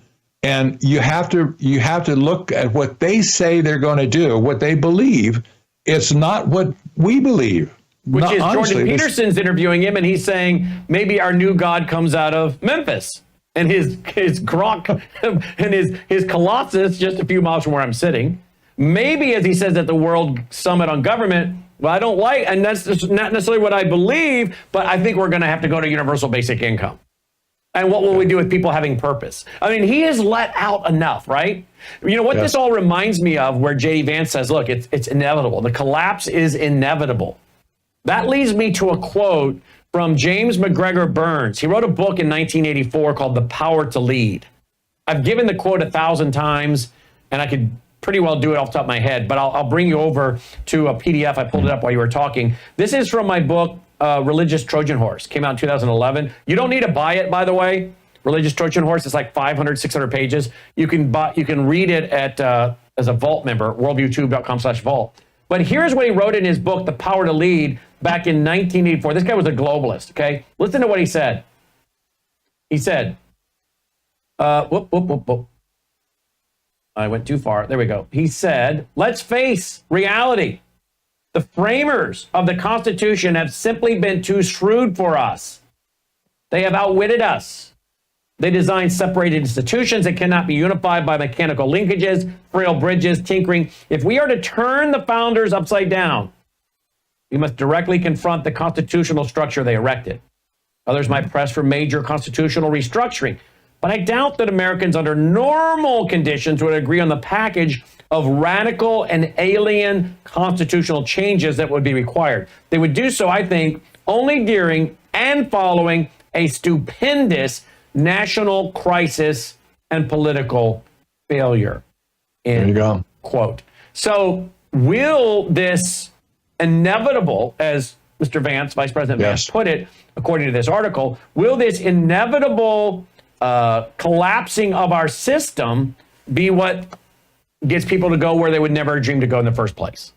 Exactly. And why would we expect that the Constitution is going to survive this type of a system, this type of a collapse? There will be no Constitution as we knew it, or the rule of law on the other side of this collapse. So is this guy really pulling for America, or is he saying basically it's over, folks? You just forget it. It's over. Everything's gone now, and we're going to start over. Well, I don't like that business of starting over, honestly. We have too many idiots in the country right now that would like to start over with dystopia on day one. But we have no expectations that if the system collapses like he believes, and Yarvin believes, and all these technocrats believe, if that happens, what comes after that? Well, look, he says in this article, Yarvin suggests that a would-be American autocrat should campaign on and win an electoral mandate for an authoritarian program. They should purge the federal bureaucracy in a push Yarvin has anagrammatized as RAGE, which stands for Retire All Government Employees. Stop right there, by the way. RAGE is what's being practiced by Elon Musk right now. RAGE is to replace all government employees, whatever. Yeah. So Doge. Doge. That's right. Doge. Doge and RAGE is really the same thing. Exactly. And you replace those workers with, he says, with your people. But okay, your people will be the AI jockeys, if you will, of the future to implement AI. Now, let's go to, because again, I'm all for downsizing. I'm all for getting rid of non-necessary bureaucrats, right? We have to have some government. God created the idea of government, okay? So government is supposed to be individuals who have been given God-given rights by God. Then we as individuals, empowered with these God-given rights, like the right to self-defense, the right to raise our families, our children, parental authority, religious freedom, the conscience, right? Individuals coming together collectively to defend individual rights. That's what government is. And anyone that wants to read a book on this should read Frederick Bastiat's book, The Law. But we want government. We're not anti-government. We're not for anarchy, right? What we don't want, though, is to see all these government employees shoved aside for a computer system that can then be hijacked and programmed, so now I can't buy or sell unless I take a digit. I can't vote. I can't travel. I can't log on. I can't do commerce. And you think that the shadow banning and blacklisting and deplatforming was bad under Biden, you ain't seen nothing yet until the globalists, particularly if they're dominated by the Europeans who are already doing this, arresting people for putting very benign statements online about Hamas and the PLO and whatnot, and their thoughts about Islam and illegal immigrants rushing their cities and towns and the violence and the rape, and they're getting themselves arrested for very benign public free speech comments.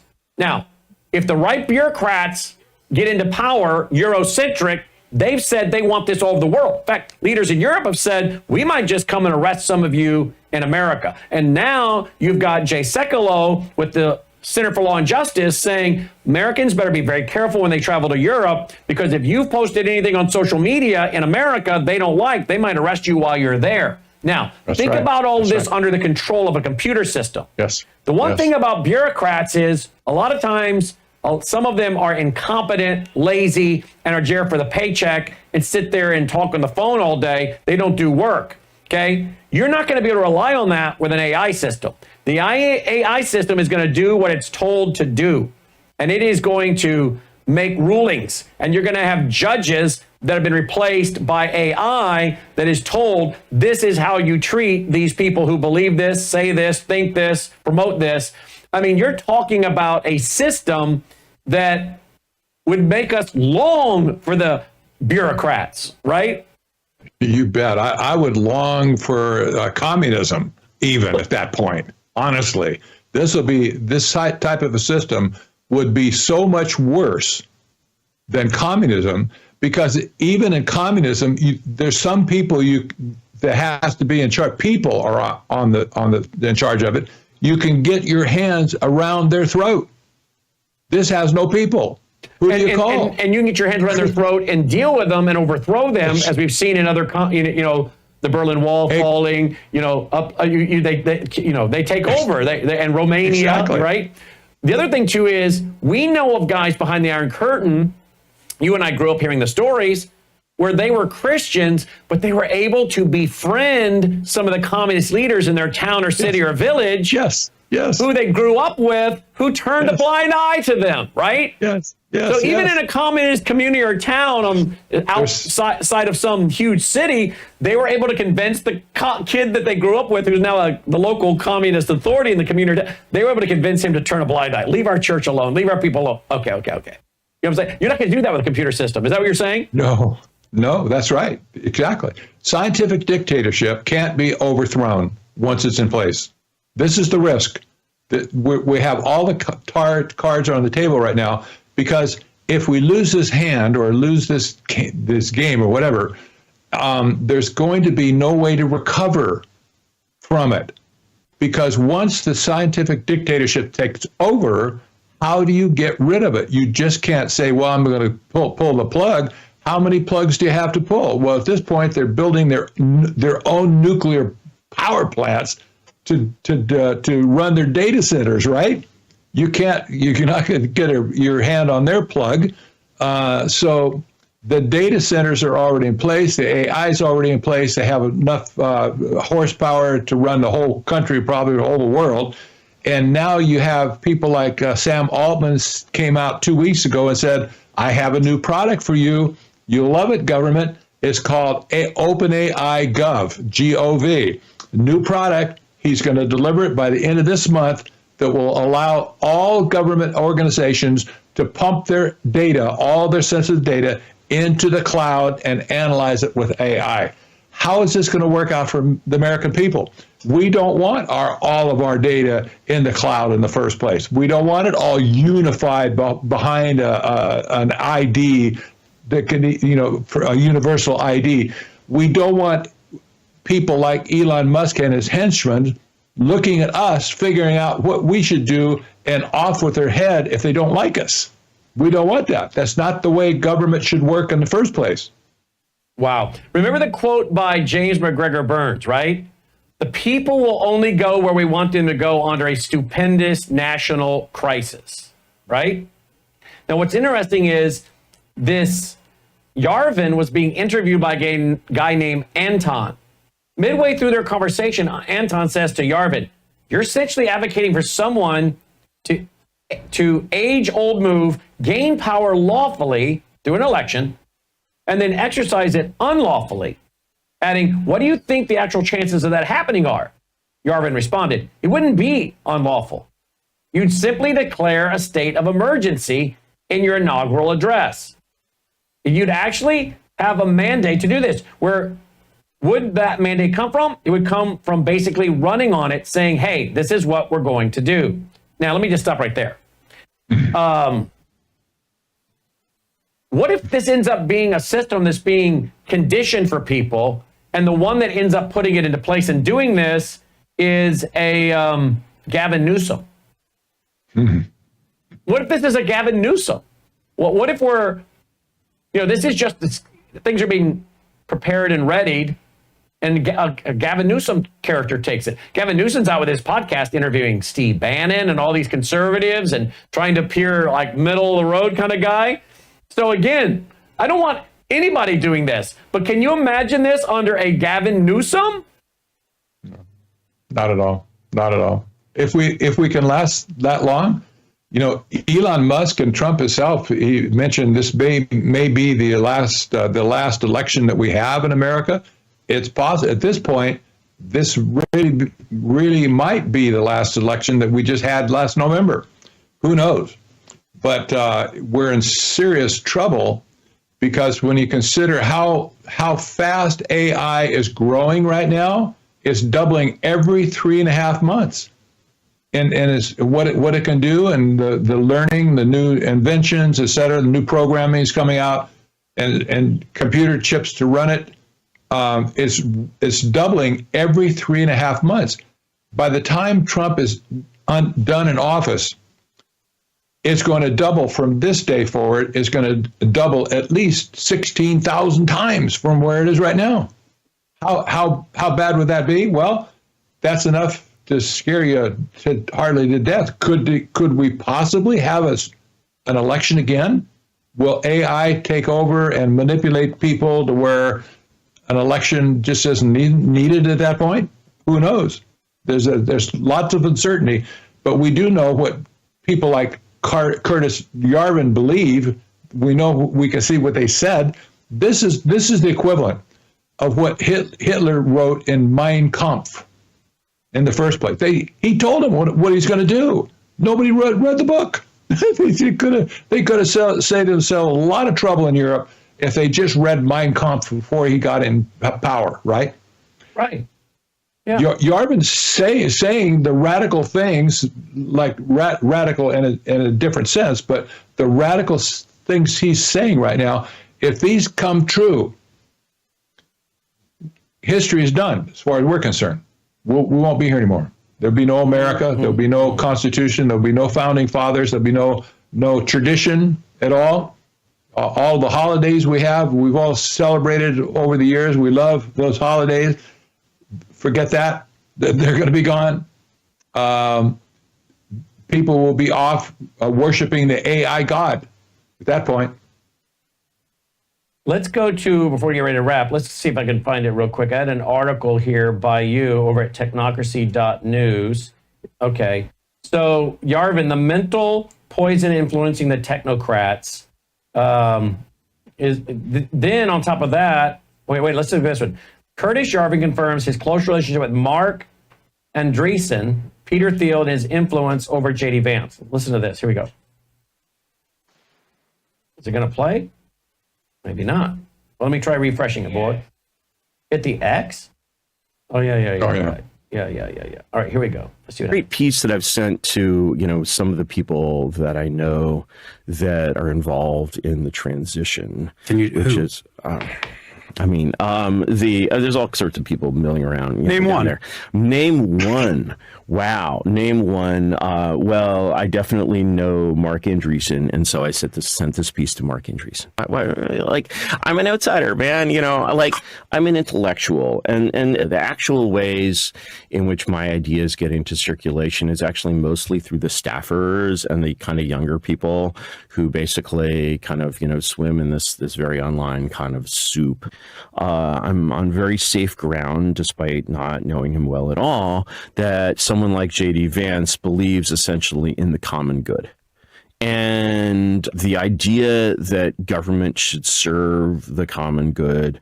And I think that people like JD and people in the sort of the broader intellectual scene around him, which is very varied intellectual scene, would all agree on that principle. Now, if that principle, I don't know what you mean by democracy in this context. What I do know is that if democracy is against the common good, it's bad. And if it's for the common good, it's good. I think what you just described might be something that Peter Thiel would agree with. And there was... I think a progressive could agree with it. And there was reporting that I saw, I think it was 2017, reporting done by BuzzFeed, where they... published some emails, I think, between you and the right-wing provocateur Milo Yiannopoulos, where you talked about watching the 2016 election with Peter Thiel and referred to him as fully enlightened. What would fully enlightened have meant in that context? What fully enlightened for me generally means fully disenchanted. When I look at basically what the kinds of people that I know not really that well in Silicon Valley think, I'm basically like, have people like this been exposed to my ideas? Yes. Do they agree that America should be a monarchy? I doubt it, but I have no idea. But what they agree on is not a belief, but a disbelief. So I think that when a person who lives their life within the kind of, sort of progressive bubble, liberal bubble, use whatever term you like, of, the current year, looks at the right or even the new right or whatever, you want to call it, I think what's hardest to see is that what's really shared is not a positive belief, but an absence of belief. Basically, we don't worship these same gods. We do not sort of see, the New York Times and Harvard as like divinely inspired in any sense, or we do not see their procedures as ones that sort of always lead to truth and wisdom. We do not think that the way the U.S. government works, really works well or seems to be perfect in any respect. And this absence of belief is what you call enlightened. Yes. Okay. Yes. It's a disenchantment from like believing in these old systems. And the right thing that should replace that disenchantment is not, we need to go do things Curtis's way, and is basically just a greater openness of mind and a greater ability to look around and say, we just assume that our political science is superior to Aristotle's political science because our physics is superior to Aristotle's physics. Your ideas are ones that have been pointed to by people in real positions of power in the Republican Party. I think it's probably overstated the extent to which you and J.D. Vance are friends, but he has definitely overstated. He has mentioned you by name publicly and referred to sort of de-wokeification ideas that sort of are very similar to yours. You've been on Michael Anton's podcast, and Michael Anton has been sort of tapped by Trump to be high up in the State Department, talking with him about how to install an American Caesar. Peter Thiel, a major Republican donor, has said, you're an interesting thinker. And so let's say people in actual positions of power said to you, Curtis, we're going to do the Curtis Yarvin thing. What are the steps that they would take to change American democracy into something like a monarchy? My honest answer would have to be, it's not exactly time for that yet. Because what I see happening in DC right now, nobody should be watching this panicking, thinking I'm about to be installed as America's secret dictator. And I don't think I'm even going to the inauguration. Okay, there we go. I don't know what he goes on to say, but that's the end of the interview there. I mean, does anyone else know what he went on to say after that? You don't want to know. You don't want to know? Can someone hand me that book down there on the bottom shelf of my bookcase? Because this is starting to sound an awful lot like something else I've talked about, thanks to the influence I had, none dare call it treason. The influence, that book right there on the far bottom shelf, All right, you got it. Okay, now this is thank you, Logan. This is thanks to, you know Logan, right? Logan and Patrick host a show together every Tuesday and Thursday at 6 Central, 7 Eastern. Okay, technocracy.news. Yes, we do. Now, this is due to my friendship with John Stormer, who wrote this book, and Phyllis Schlafly, both who have now passed. He wrote this book, and it sold, none dare call it treason, it sold 7 million copies. Ronald Reagan, he told me on radio, it's in the vault. If you put in John Stormer, you'll find all the interviews, folks, where I interviewed John Stormer, who wrote this book. He tells me in the interview how Ronald Reagan used to order the book by the case and give it away. Okay? And in this book, and there's been various versions of it over the years, but in this book, I began to warn a few years ago about these guys on the right, like Mark Meckler, and the former U.S. Senator from Pennsylvania that ran for president. Help me out. Very pro-life guy, ran for U.S. Senate, ran for U.S. president from Pennsylvania. It'll come to me in a minute. These guys are all pushing for an Article 5 convention.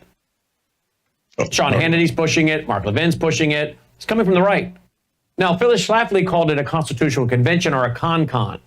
And you can go into the vault and type in Phyllis Schlafly Constitutional Convention. You'll see all my interviews I've done with her. She was warning about it over and over. John Stormer in this book, I want to read this to you, Patrick. Tell me if this doesn't sound similar to you.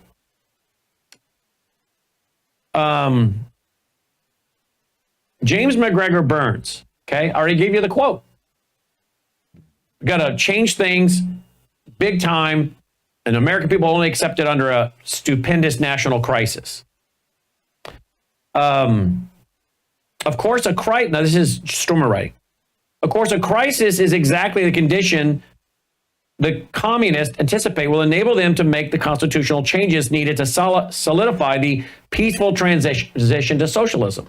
All right, let's take out the communist and make it a peaceful transition to technocracy.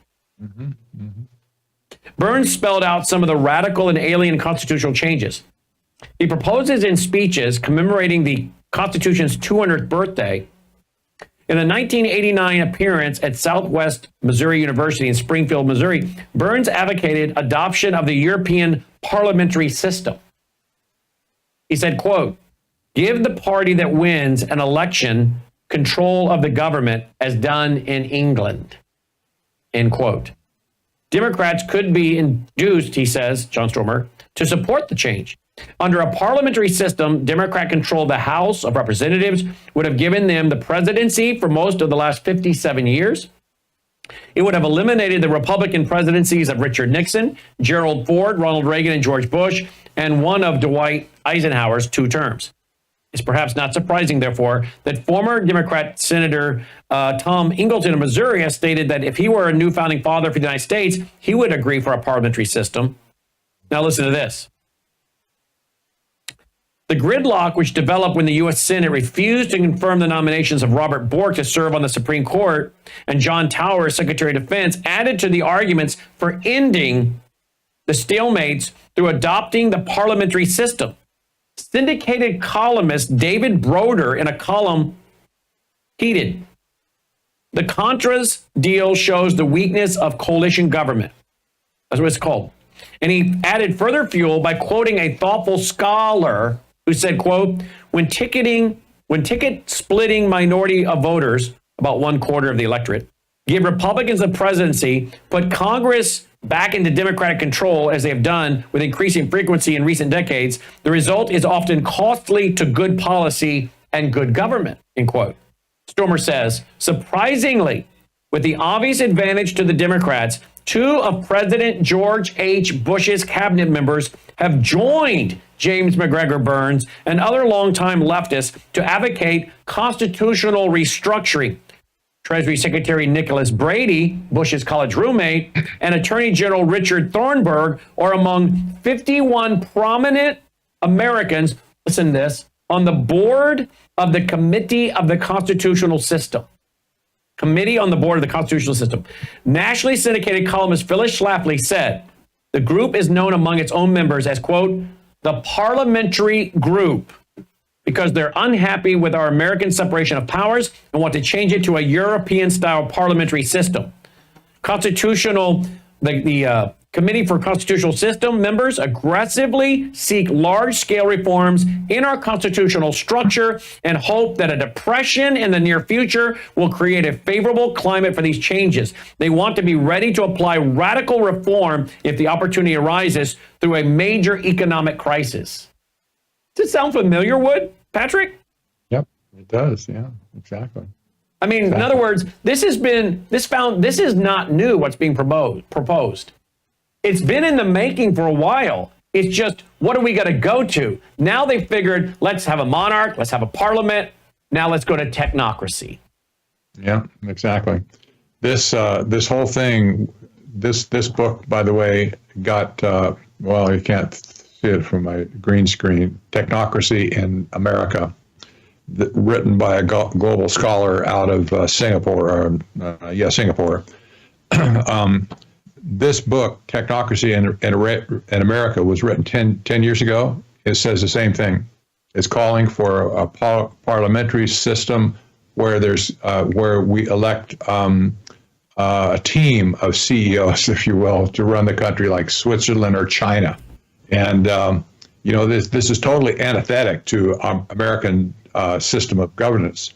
And when you go back originally to find out who proposed CONCON in the first place, the very first person that proposed a constitutional convention in the new globalization order was singularly Henry Kissinger and Zbigniew Brzezinski. Those two called for it back in 1973 or 74, and everybody else followed suit. Said, "Well, it's a great idea. Let's go do that." We have to reform the Constitution to meet modern needs. Blah blah blah, whatever. But Brzezinski hated the nation state as well. He was a technocrat on fire in that day. I don't know where all this is going, but it's very interesting, and it's a conversation we should have. And frankly, I think it's a conversation that people like the vice president should be willing, to talk to people like myself and others and let us ask them about it, right? That's what we do. Let's talk about the free exchange of ideas and information. And if I get the chance to interview the vice president, I would gladly say, tell me about these ideas of how you think, you've made a comment about the inevitable collapse. What does that mean? How do you see that happening? How do you see Doge and these ideas fitting in and technocracy and the views of Mr. Yarvin? Exactly. And Peter Thiel, of course, too. So you've got several articles on him. If I go back over to your website, let's see. Is Tucker Carlson on board for this kind of thing too? He is, unfortunately. He had Yarvin on his show, gave him a huge platform. Here you at Technocracy, Curtis Yarvin, the Pied Piper behind the tech bros, intended destruction of America, the Dark MAGA, Government Corp, Technate, Part 2. You and I talked about that. Understanding the Dark MAGA, Government Corp, Technate. Yeah, you and I talked about that and how it fit in with the idea of, taking Greenland, Mexico, Canada. Those, this is what Elon's grandfather was for, correct? Right. Yeah, he was one of the leaders of Technocracy LLC or Technocracy Corporation. Yeah, exactly. Yeah, 1934. So what is your warning as we wrap here? We need to get people in a mental frame of mind where they can even understand what we're talking about. One thing for sure, you'll never understand what we're talking about if you have your eyes on Trump. Trump is he's not the story here. The story is technocracy. So you can fight all you want for politics. It's not going to get you anywhere, especially if you just focused or is obsessed over Trump, what he's doing, he's not doing. It doesn't matter. He's at least he's an actor in the whole system here. He's not the principal driver. He's not the principal. I guess driving it, whatever. He's willing to do it, but he's not the story. The story is about technocracy. So people who want to get into a political fight over this, they're missing the point. It's not about politics. It's about technocracy. This is where people need to get their heads screwed around. And I'll tell you what, you need at every turn, you need to talk this up with your neighbors, with your friends, your family, whatever.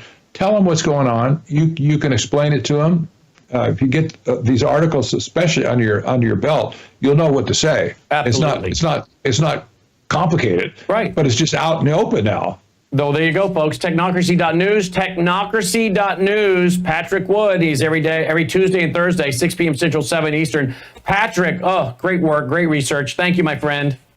My pleasure, thanks. All right, folks, that's our broadcast for tonight. Hey, remember, all of this is brought to you by you. You're our sponsor. WorldviewFoundation.com, WorldviewFoundation.com. Please check out our mailing address if you prefer to support us through the mail. Our foundation helps push out free programming. Our bandwidth bill and our storage bill is like $7,000, $8,000 a month, I'm told. And then we have all the other costs with paying the guys in the control room because they all want to be paid. Huh, funny how that works. Caleb laughed. Yep, they do. A workman's worthy of his hire. And we got 2 floors. We have 2 control rooms on 2 floors. And I got a lot of guys. I got like 11 people. I was counting it up today. I'm like, how many people do I have to take care of here? I got 11 or 12. So, folks, I need your support. One great way to help us push out free programming versus putting it all behind a paywall is worldviewfoundation.com, worldviewfoundation.com. Of course, don't forget worldviewtube.com/sponsors. And we have a new sponsor, coffee, the worldviewcoffee.shop. This is not sprayed. It's organic. You don't want to drink coffee that's been saturated in toxic pesticides, do you? Probably not. No. So there you go. You have an option. And then the vault. The vault is very important because it's 35 years as the page loads. 35 years of my radio shows, TV shows, ebooks, audiobooks, and so much more. And you can live stream our event coming up in April in Milwaukee. You can live stream it if you are a Vault member. That's it. You can live stream our fall conference this fall if you're a Vault member. We have some other specials coming up. I don't want to let the cat out of the bag yet, but we have some other really great stuff you're going to want to be involved with that are only available for Vault members. We'll tell you more as the spring approaches. Worldviewtube.com/vault. So please check all of this out at worldviewtube.com/sponsors, worldviewtube.com/sponsors. All right? Hey, roll the music. Let's call it a night. I'll be back if news breaks where I have to come and break in. I'll put on a suit and come back in. But let's pray that I don't have to do that. I'll be spending most of the day, Saturday and Sunday, studying to get ready for teaching Revelation chapter 14, verse 1, Sunday night, as I'm teaching through the book of Revelation. It's free. It's a broadcast ministry of our foundation, 8 p.m. Central Time, Sunday nights, 8 p.m. Central Time, Sunday nights at worldviewtube.com. All right? Dolly has not made an appearance the whole broadcast today. She's going to come in and come out. I actually hear her whining at the studio door, but sorry, guys. She says hello, by the way. All right, get your business cards, pass them out, promote us far and wide. Over 9,000 have now been sent out. WorldviewStore.com to get those. They're free. WorldviewStore.com. Thanks for listening. Till next time, I'm Brandon House. May God save America. Take care. You are watching Worldview 2, built on the 35 years of Worldview books, documentaries, research, high-profile interviews, and the radio and television broadcasts of Brandon House.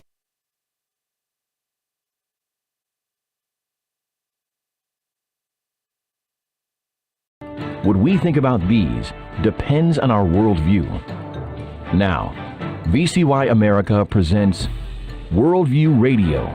with Brannon House. And welcome on this March 21st, 2025. We're going to get an update from our reporter from Israel, who's now in the States. We haven't talked to him in a few days because he was traveling, and he's going to join us for a quick update. And then we're going to go also to Dr. Andy Woods with a Bible prophecy and Middle East update as well.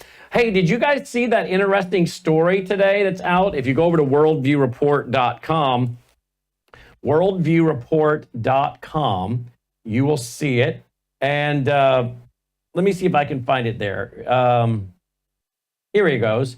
Here we go. Trump stunningly agrees U.S. will become associate member of the Commonwealth. I love King Charles. That's what President Trump has said. Brings you to an article in the Daily Mail. And apparently, Trump was responding to an exclusive report published Thursday by the Daily Mail Plus and the royal columnist Richard Eden, that the King Charles, King Chuck made a secret offer, was not secret anymore, to the president of the U.S. to become the next associate member of the Commonwealth. Well, this is a little odd. We just hung the Declaration of Independence in the Oval Office this week, and now we're becoming a member of the Commonwealth? Well, I read this and I'm like, I don't know. I've got whiplash because I go from the Declaration of Independence in the Oval Office to joining the Commonwealth. Now, it is largely a voluntary group that is mostly ceremonial. But you know what I'm thinking?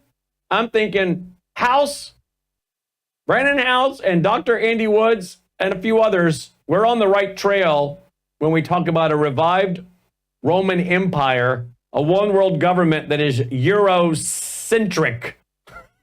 Yeah, let's start with something that's voluntary and ceremonial and join the Commonwealth and put us under New Age King Chuck. Well, let's talk about that today. Joining me is Dr. Andy Woods. And first with us is going to be, for a few minutes, Aaron. He's on a time schedule.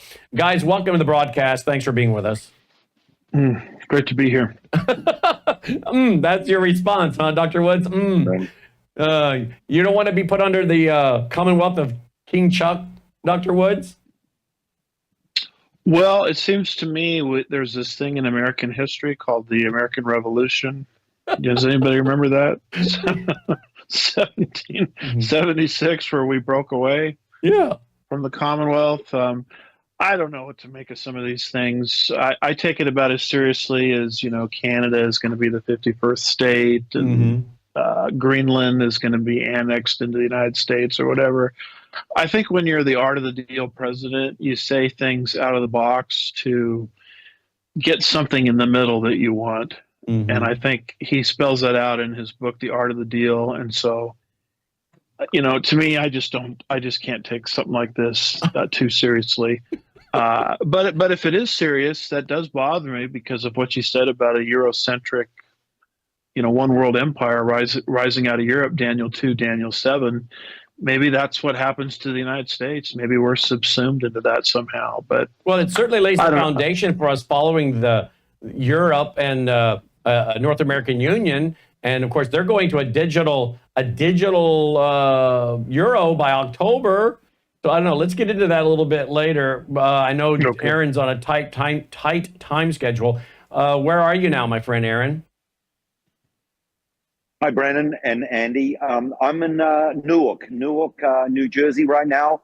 I'm about to fly out to Cincinnati. I'll be picked up and I'll be spending the next 8 or 9 days in Indiana. A number of meetings lined up for me to speak at there.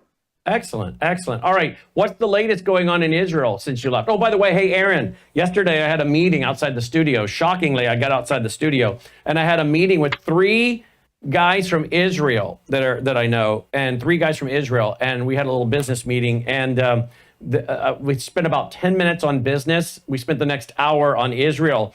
Now, these guys are not messianic, and they I don't even know if they're Orthodox per se, but they bounce between America and Israel. They're from Israel, and they know who I am, and they've been following what I do, and particularly they started following me the day after October 7th. And these 3 Jewish guys stood there and shot Old Testament Bible prophecy questions at me for over an hour. They wanted to know, what do you think this war is leading to? What do you think this is leading to in the Middle East? I said, Gog Magog. And one of them chuckled and looked at the other and said in Hebrew, Gog Magog. And the other one said, yeah. And so they're like, why do you think they invade us? And I went into it. And then they said, well, what do you think happens after Gog Magog? I said, you really want to know? You really want to know? So I got to telling them about God supernaturally intervening, but I think the Antichrist usurps the glory. But Israel, you guys are going to be burying the dead of your enemies for 6 months inside your borders and burning their burning weapons. And I said, I don't know where Gog Magog occurs. People, some people say one period, some say another. But I said, ultimately, the Antichrist is going to usurp God's glory, take credit, and he's going to turn on you guys and stop the sacrifice in the temple and set up an image of blasphemy. And you're going to have to run to Petra over in Jordan for safety. And their eyes were all real big, and they're like, this is being talked about more and more in Israel. It's being talked about more and more in Israel.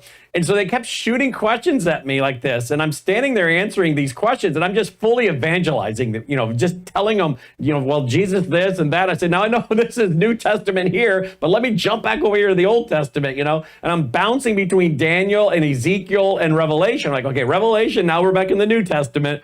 And then they started asking me, Aaron, about why are you so interested in the Jews? And we appreciate what you do, but why are you a Gentile? And I started explaining to them Matthew 24.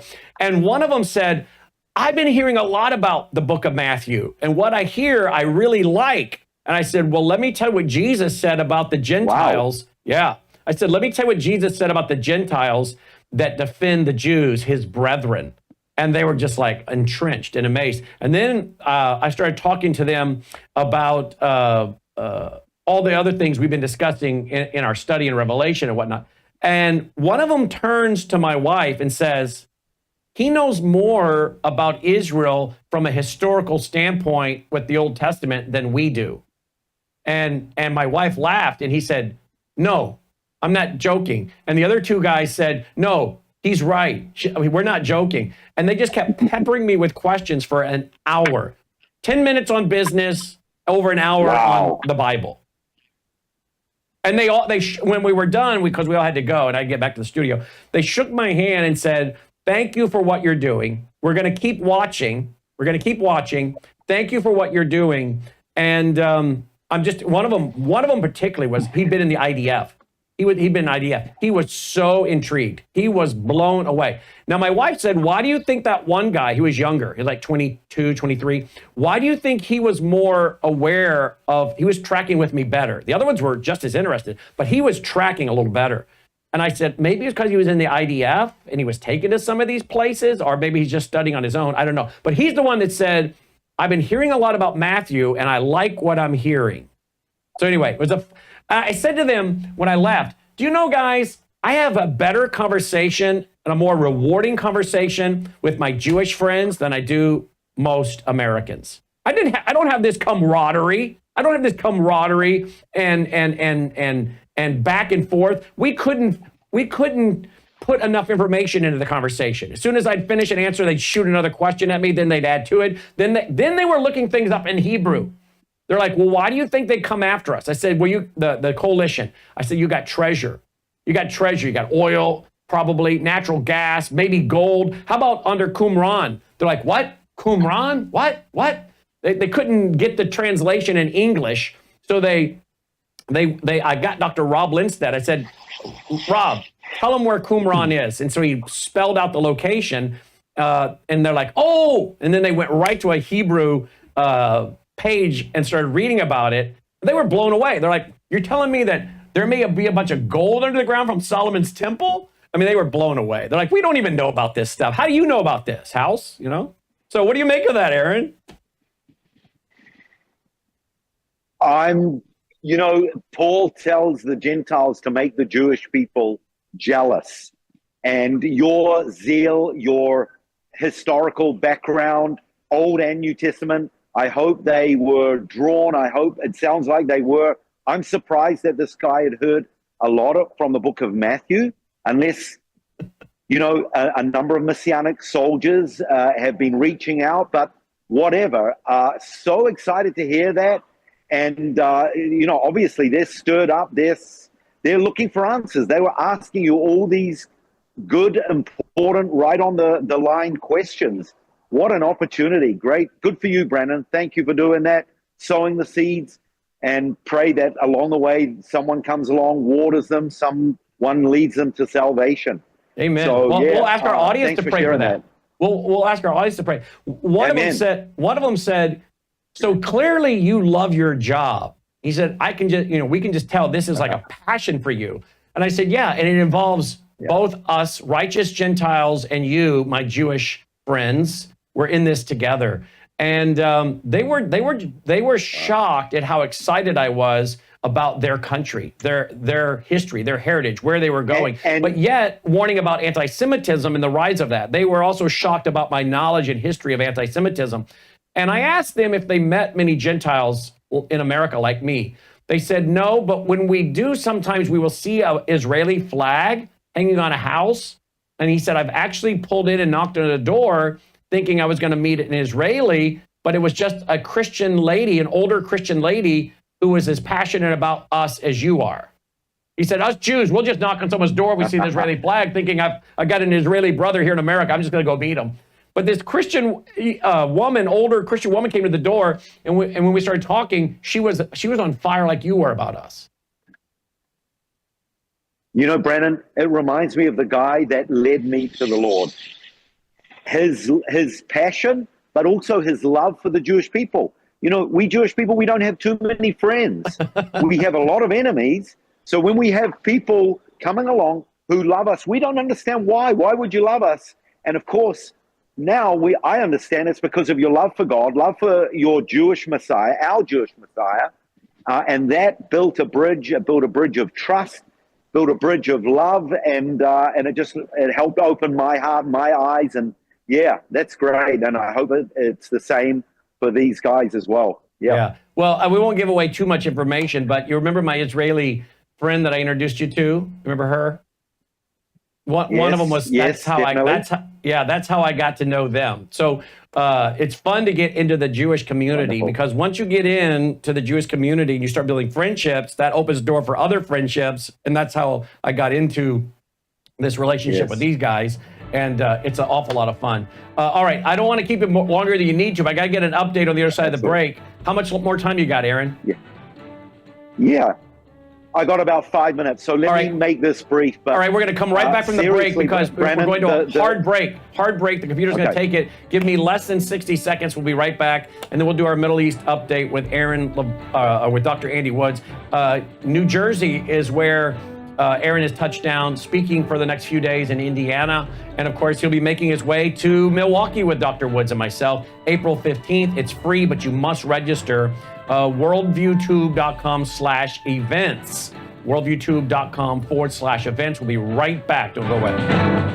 Hello, I'm Brandon House. I want to thank you for all your support at WVWFoundation.com that helps make possible pushing out 24/7 content for free. Without your support, we'd have to put it all behind a paywall. But thanks to you and your support through our foundation, we're able to push it out for free as a broadcast service and broadcast ministry of WVW Foundation.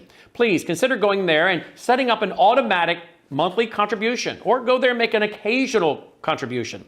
If you prefer to support us through the mail, you'll find our mailing address there at WVWFoundation.com. You can also call and make your contribution over the phone by calling 901-825-0652. That's 901-825-0652. Again, all these details are available at WVWFoundation.com.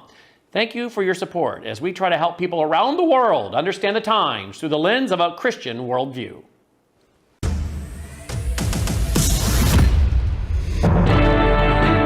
All right, welcome back. Glad you're with us. Worldview Radio, our website, worldviewradio.com. All right, let's go straight away to Aaron because he's got to catch a flight. What's the latest coming out of Israel? I know we had some rockets go into Israel, some sirens. We talked about that yesterday, but give us the latest, please, Aaron. Well, Brandon, listen, from what I've been following, firstly, yes, lots of sirens, lots of rockets being fired over, even a ballistic from the Houthis. But here is the positive, encouraging news. I think for the first time since October the 7th, since the war began, I think we've finally got to a place where our new defense minister, he now has the will to finish this war off in the Gaza Strip. He is a no-nonsense man, and also our new top general who took over from Hezi Halevi. He's just been appointed 2 weeks ago. They are crushing Hamas. They are eliminating leader after leader, Hamas leader terrorists. We are eliminating them from within their cars, in buildings. We are moving them. We've got tanks. We've got troops. 50,000 were lined up. I don't know how many out of that 50,000 are in, but we are taking over. There is, at the same time, we're saying hand over the hostages. We're still giving them an opportunity, but they are hardening their heart. But we are doing the job. And like I said, finally, it seems that we've got the will. And this has been a bone of contention among people who are opposing Netanyahu, saying he has not had the will to do anything. But now it seems we've got the will. Now there is opposition, believe me, lots of protests out on the streets against what's going on. But our defense minister, Israel Katz, a strong hardliner. He's going ahead. He's doing it. And this is absolutely encouraging what we need. It's been going on too long. And I think with Trump behind us, it's also strengthening our will. Can I just add one more thing before I need to go? Yeah. And maybe tomorrow we can talk more about this. This is big news, Brandon. We know that when Donald Trump was the president the first term, he moved the embassy from Tel Aviv to Jerusalem. Not only that, he recognized that the Golan Heights is sovereign Israeli territory. That was great.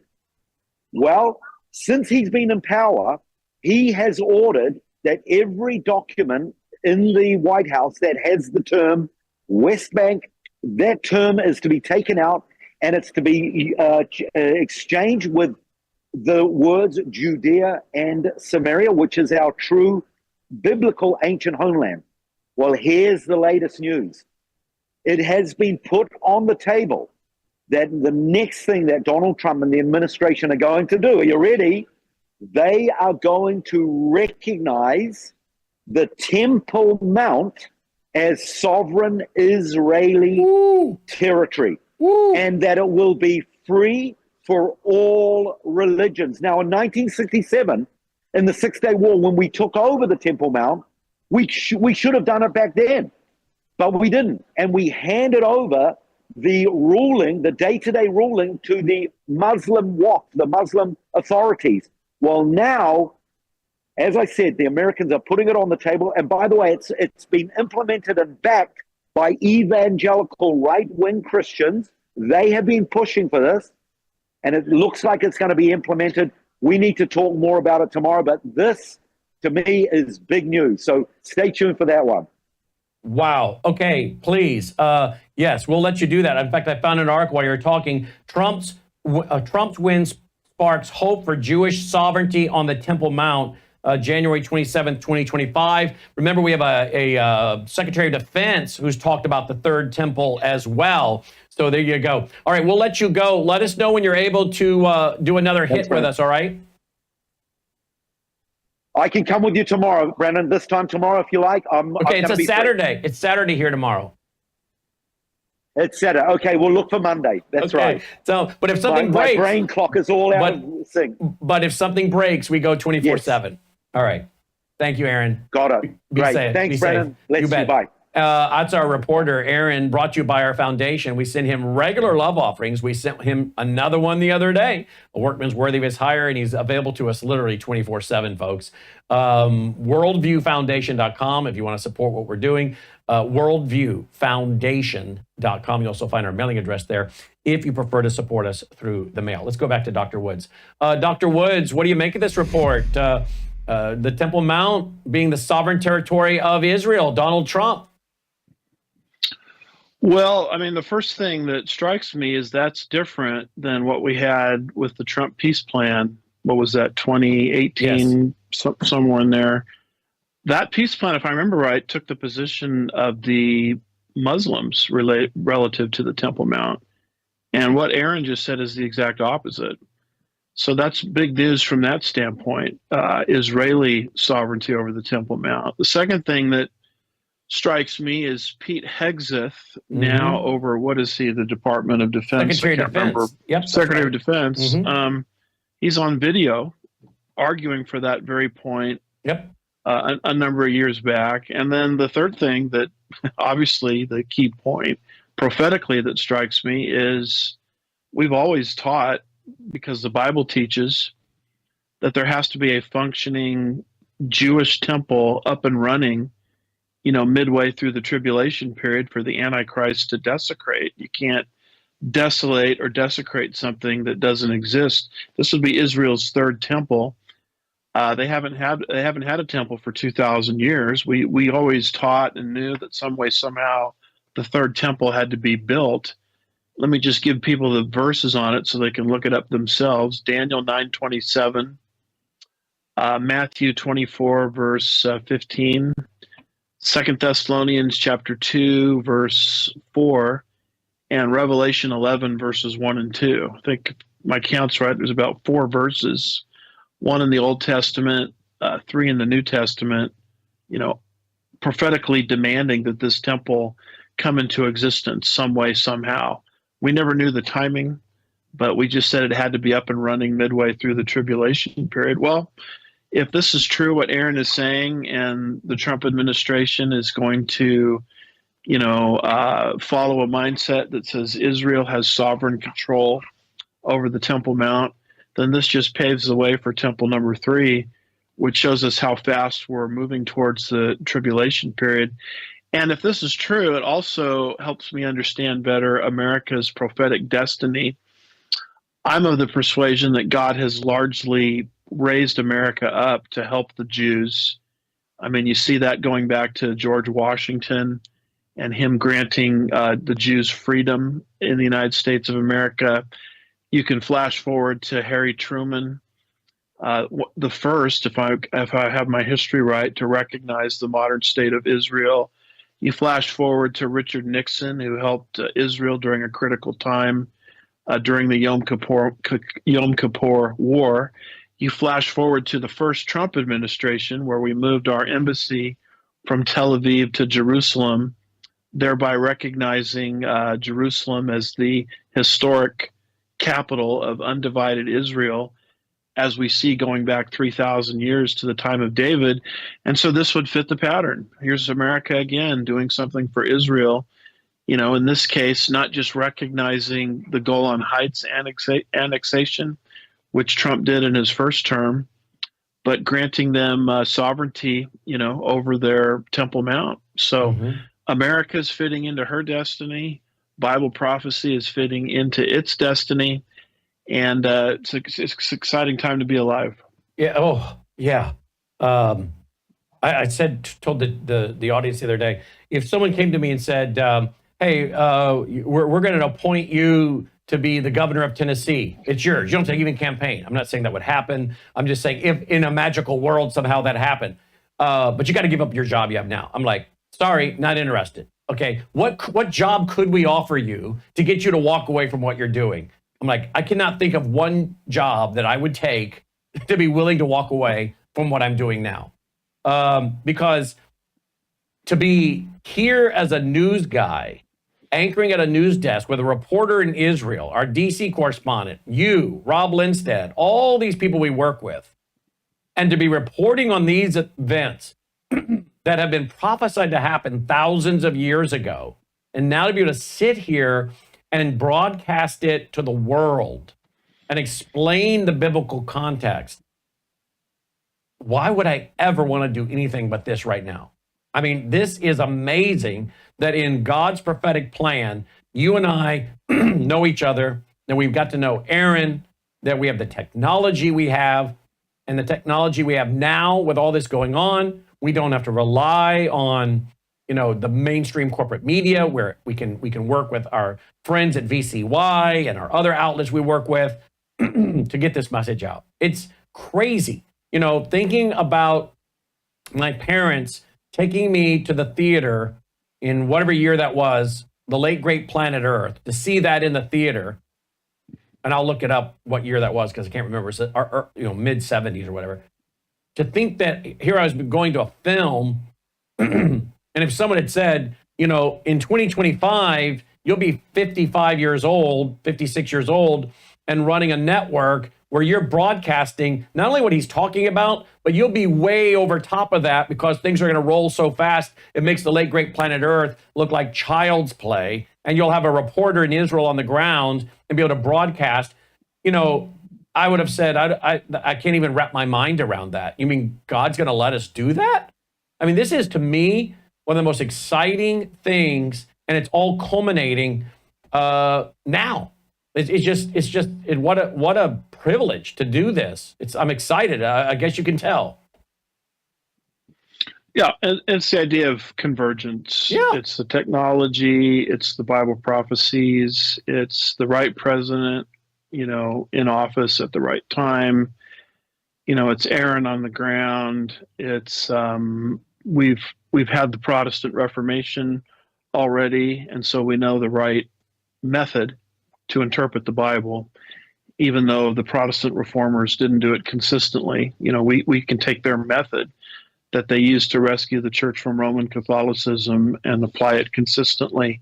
So it's all kinds of things coming together simultaneously, and we just happen to be privileged. It's amazing. It's like what the book of Esther says, for such a time as this. I mean, you're put there for such a time as this. And then you add in the equation that I have a child, and we weren't planning on having another child. We'd had three miscarriages.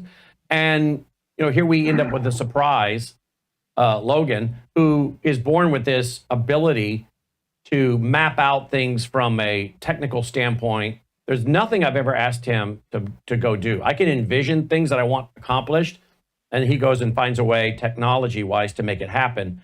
And that I get a child who we were shocked at this, pregnancy, and he comes along when he does, at the time he does, and the timing couldn't be perfect because I needed someone, obviously, in the inner circle that we can trust and who's long-term and committed to carrying it on. If something happens to me, I mean, you can just look at all these different things and go, boom, boom, boom, boom. These things do not happen by chance, Dr. Woods. They don't. Yeah. In fact, I've heard it this way. Luck comes from the word Lucifer. Lucifer is about chance. God is about ordaining things. Absolutely. All right, let's come back. Oh, by the way, late great Planet Earth, 1978. So I'd have been 9 years old when I was taken to the theater to see that film. But we'll come back. Let's get into some more things that are going on around the world and related to Israel, including Benjamin Netanyahu. Supposedly told someone he thinks his mission by God is to build the third temple. Don't go away.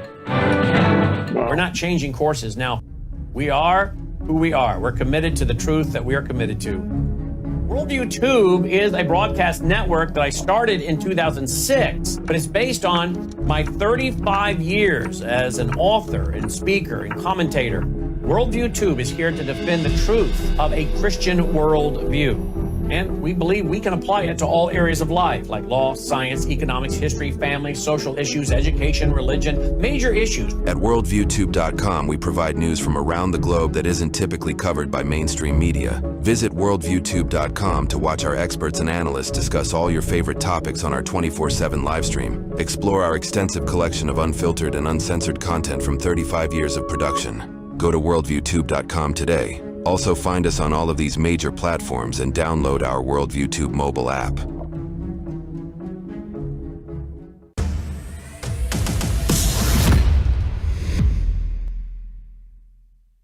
All right, welcome back. Glad you're with us. Worldview Radio, our website, worldviewradio.com. Hey, if you don't want to attend our April 15th conference in Milwaukee at the Waukesha Expo Center with all this going on in the world, I wouldn't know why. Why would you not? And it's free. Yes, we'll take an offering to offset our expenses, but why would you not want to do that?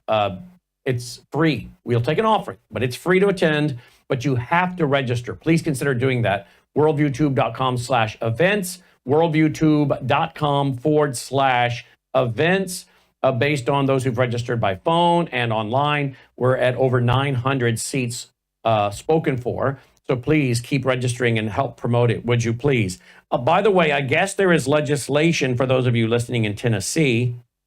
There is legislation where I guess they're trying to outlaw chemtrails. And they need to email the following representatives and tell them to vote yes on SB 1033, Senate Bill 1033. Well, obviously, I can't give all of these emails, but if you guys will look up, you'll see that it's placed on the Senate Energy, Ag, and Natural Resources Committee calendar for 3/26/25. Okay, so maybe go research who is it with the. You can actually go to a bill tracker, which I think is BillTrack50.com. BillTrack, TRACK 50.com. But anyway, here in Tennessee, they're looking for a few more holdouts to ban chemtrails here in Tennessee. All right, so some of the folks in Tennessee want me to mention that. All right, Dr. Woods, I don't know who Dr. Robert Malwire is. I don't know who he is. I looked him up real quick.